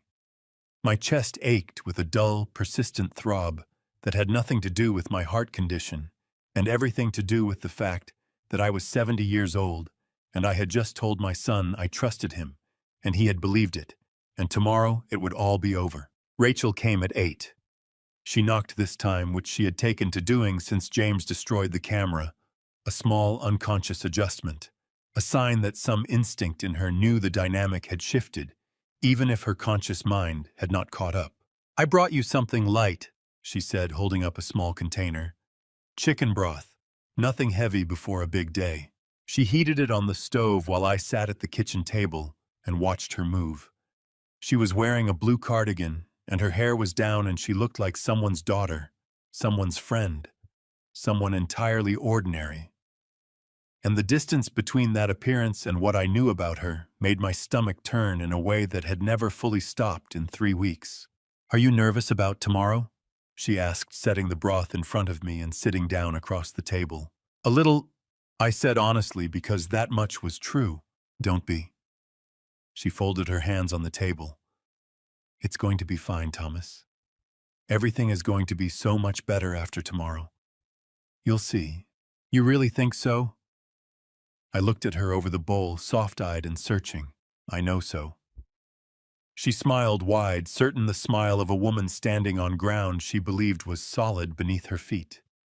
"James and I are going to take such good care of you." I nodded slowly and lifted the spoon. I took one sip of the broth and set it down and let my hands rest in my lap and looked at the woman across the table from me, this woman who had come into my son's life and my house and my kitchen, who had stolen Margaret's ring from my bedside drawer and crushed white powder into my soup and smiled at me exactly the way she was smiling now, and I felt something in my chest crack open like old wood in the cold. Not rage. Not anymore. Something older and sadder than rage. Grief, maybe, for the family this could have been. For the son James had been before whatever this was had taken hold of him. For the 41 years Margaret and I had built in this house, now reduced to a line item in someone else's plan. "Thank you, Rachel," I said, "for everything you've done for me." She reached across and squeezed my hand. "Always, Thomas." After she left, I walked through every room in the house. The kitchen where Margaret had canned peaches every August. the hallway where James had measured his height against the doorframe until he was 17, the bedroom where I had found the safe and the letter and the truth that had changed everything. I stopped at the bedroom window and looked out at the dark yard, at the bare oak, at the cold, clear October sky pressing down over Franklin, and I spoke out loud to the house, to Margaret, to the 41 years of ordinary life that had been worth fighting for. "Tomorrow," I said, "tomorrow it ends." I turned off the light and went to bed and lay on my back in the dark and did not sleep for a very long time. James and Rachel picked me up at 9:28 on the morning of October 31st, 2025. James was wearing his charcoal sport coat again, the one he wore when he needed to project authority, and Rachel had on a cream blouse with pearl buttons that caught the pale autumn light as she came up my front walk. They looked like a couple on their way to something important. They looked like people who had already won. "Morning, Dad." James hugged me at the door, brief and practiced. "You ready?" "I think so," I said in the soft, uncertain voice I had been wearing like a second skin for 3 weeks. I had my jacket on. My hands were in my pockets.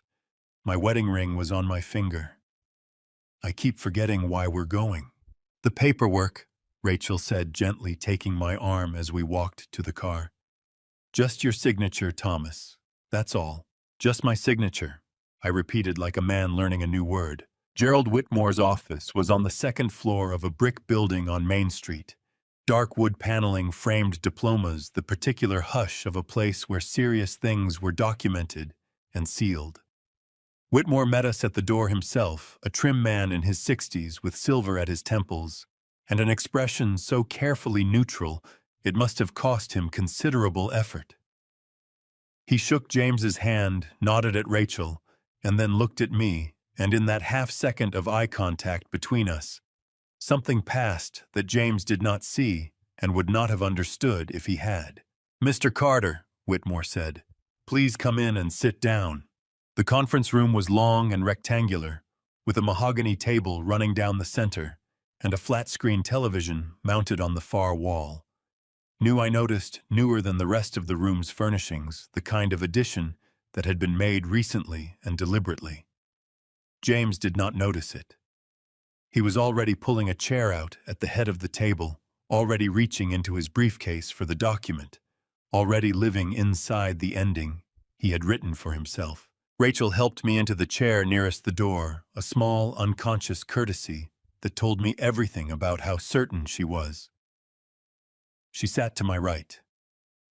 James sat across from me, spreading 7 pages of the power of attorney flat on the table with the careful precision of a man who had handled this document many times in his imagination. "Okay, Dad," James said, sliding a pen across the table toward me. "It's just the last page. Your full name right there." He tapped the signature line with one finger. "Take your time." I looked at the pen. I looked at the signature line. I looked at my son's face across the mahogany table. The practiced patience there. The controlled eagerness underneath it. The absolute certainty that the old man in the chair across from him was about to hand him everything. I picked up the pen, held it over the page, and looked at Gerald Whitmore. Whitmore cleared his throat, once reached beneath the table, and pressed the button on the remote in his lap. The television on the far wall came on. The first image was Rachel at my kitchen tin box, her hand lifting the lid, her fingers closing around the folded cash, methodical and unhurried. The timestamp in the corner read October 7th, 2025, 11:34 a.m. James's head turned toward the screen so fast I heard his neck crack. "What?" The word came out ragged, stripped of all the careful warmth he had been wearing all morning. "What is that, Whitmore? What is—" "Please remain seated, Mr. Carter," Whitmore said, his voice carrying the particular calm of a man who had been told exactly what to say. The video kept playing. Rachel taking the wedding ring from the bedside drawer. Rachel's hand with the brooch. Rachel at the stove, the small twist of white powder dropping into the soup. then James at the kitchen table. Sometimes the people who love us have to make the hard calls. Then James on the footstool, ripping the camera from the shelf. Then James leaning across the table, voice low, "Don't give him too much today." Rachel made a sound I had never heard from her before, a short, sharp intake of breath like something inside her had snapped. She shoved back from the table and stood, and her face, that carefully composed, warm, endlessly patient face, had come completely apart. Her eyes were wild. Her hands were shaking at her sides. "James." Her voice cracked on his name. "James, how did he—" "Shut up." James was on his feet, his chair scraping back hard against the floor. His face had gone a color I had no name for, not red, not white. Something between the two, mottled with a fury, and a fear that were fighting each other for space. He slammed both palms on the table and leaned toward me, and I looked at him. Really looked at him, my son, 42 years old, wearing his authority coat, and felt my heart break and harden in the same exact moment. "Dad." His voice dropped low, urgent, stripped bare.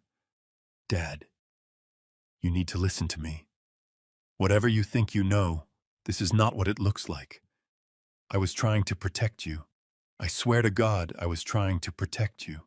"James," I said, and my voice came out clear and steady and quiet as a stone dropping into deep water. "I know exactly what it looks like." The conference room door opened. Laura Hayes walked in first, Marcus Webb behind her, and two uniformed officers behind him.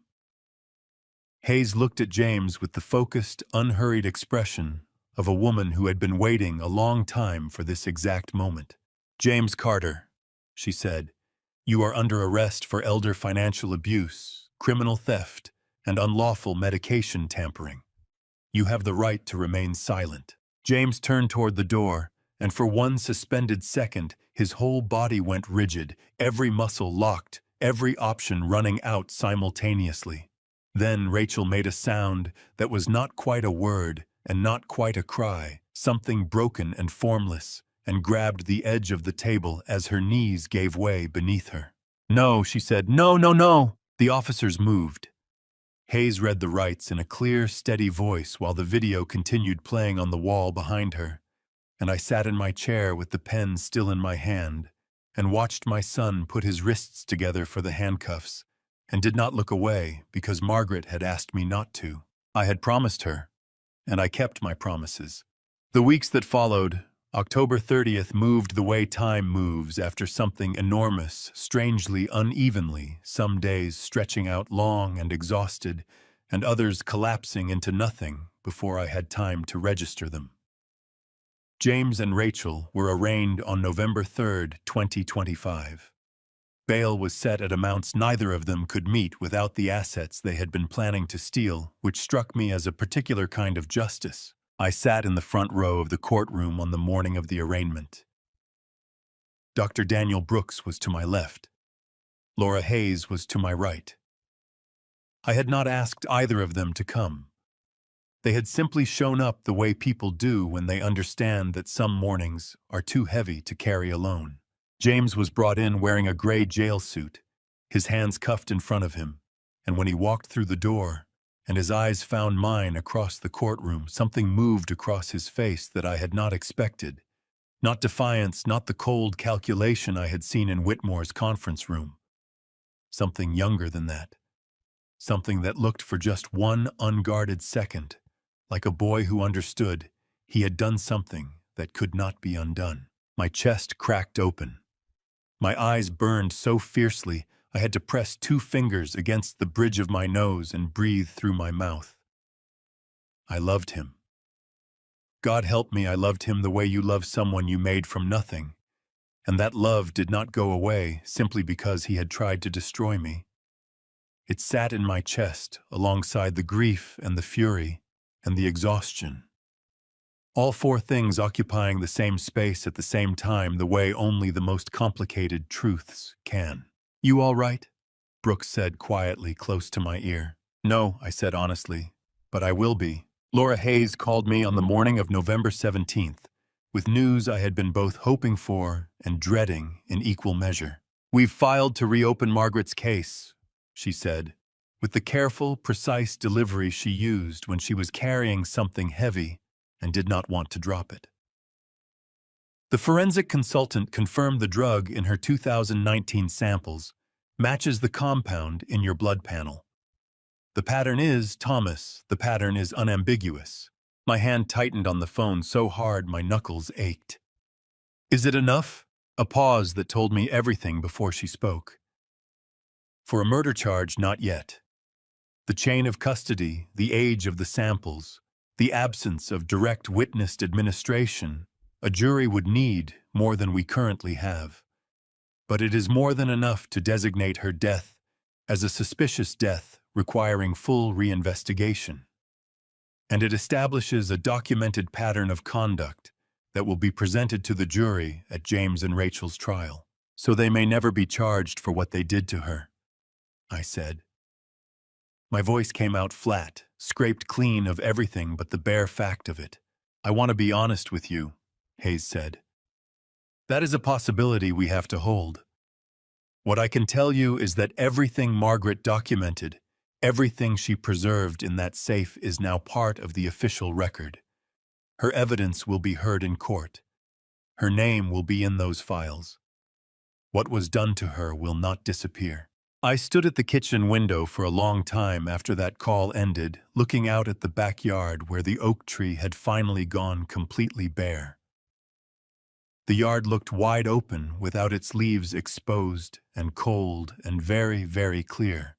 "They heard you, Margaret," I said to the window to the yard to wherever she was. "They are listening." I pressed my palm flat against the cold glass and held it there until I could breathe evenly again. The trial was set for February 2026. Marcus Webb called me in December to go over testimony preparation, and he said something at the end of that meeting that I had been carrying with me ever since.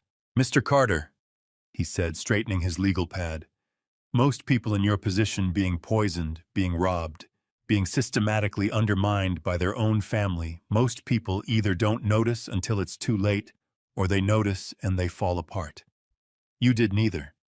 You built a case. You documented everything. You held yourself together for 3 weeks under conditions that would have broken most men half your age." He looked at me directly. "Margaret Carter raised a good son, too. I hope you know that."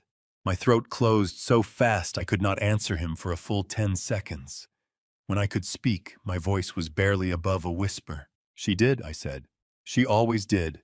On a Saturday in mid-December, I drove to the cemetery on the east side of Franklin, the old one with the iron gate and the pecan trees, and sat beside Margaret's grave in the cold, with my jacket buttoned to the collar and my hands wrapped around a thermos of coffee, the way we used to sit on the back porch together on Sunday mornings, when the air was too cold for comfort, but too beautiful to stay inside. "I found your letter," I told her. "I found the samples, the lab results, everything you hid from me. It worked, Margaret. All of it worked." The pecan trees above me shifted in the wind, their bare branches crossing and uncrossing against a sky the color of pewter. Somewhere across the cemetery, a bird called once and went quiet. "I'm going to be all right," I said. "The house is still ours. Everything you built is still there." My voice broke on the last word just once, and I let it. "I miss you every single day. I want you to know that too." I sat there until the thermos was empty, and the cold had worked its way through my jacket, and my bones were aching, and I did not care even slightly. I had nowhere else I needed to be. I had all the time in the world, and for the first time in 3 months, sitting in the cold, beside the woman I had loved for 41 years. I felt something that was not grief, and was not fury, and was not fear. I felt like myself again. And that, more than the arrests, more than the evidence, more than any verdict any jury would ever deliver, that was the thing they had tried to take from me and failed. I am not a man who tells his story easily. For most of my life, I believed that what happened inside a family stayed inside a family, that silence was loyalty and loyalty was love. I was wrong about that. I was wrong for a long time. If this grandpa's stories has taught me anything, it is this: the people who love you will never need to dim your mind to keep you close. They will never need to steal from you quietly or manage your clarity like a dosage. Real love does not require your signature on a document you don't fully understand. I wish I had known that sooner. I wish I had trusted my instincts the morning I first counted the money in that tin box and felt something cold move through my chest. Don't be like me. Don't wait for proof so overwhelming that the person who gathered it was your dead wife speaking to you from a letter she wrote 6 years before you were ready to hear it. I believe God put Margaret's words in that safe for a reason. He knew I would need them. He knew I would not find them until I was desperate enough to look. Every family story carries weight that outsiders cannot see. This one carried mine: the grief, the betrayal, the love that did not stop even when it probably should have. My personal opinion, for whatever it is worth, greed is not born overnight. It is grown slowly in small decisions in the space between what a person tells themselves and what they actually do. Guard that space carefully. In your own life, in your own family story, pay attention to the small things. The small things are never small. If something in this grandpa stories felt familiar, if it stirred something you have been carrying, quietly leave a word in the comments. Share it with someone who needs to hear it. And if stories like this one matter to you, consider staying with this channel because there are more to come. Thank you sincerely for listening all the way to the end. It means more than you know. A gentle note. Before you go, the stories ahead contain certain fictionalized elements constructed entirely for the purpose of reflection and education. If that is not the kind of content you are looking for, no hard feelings, step away and find what suits you best. But if you are staying, welcome. The next chapter begins soon.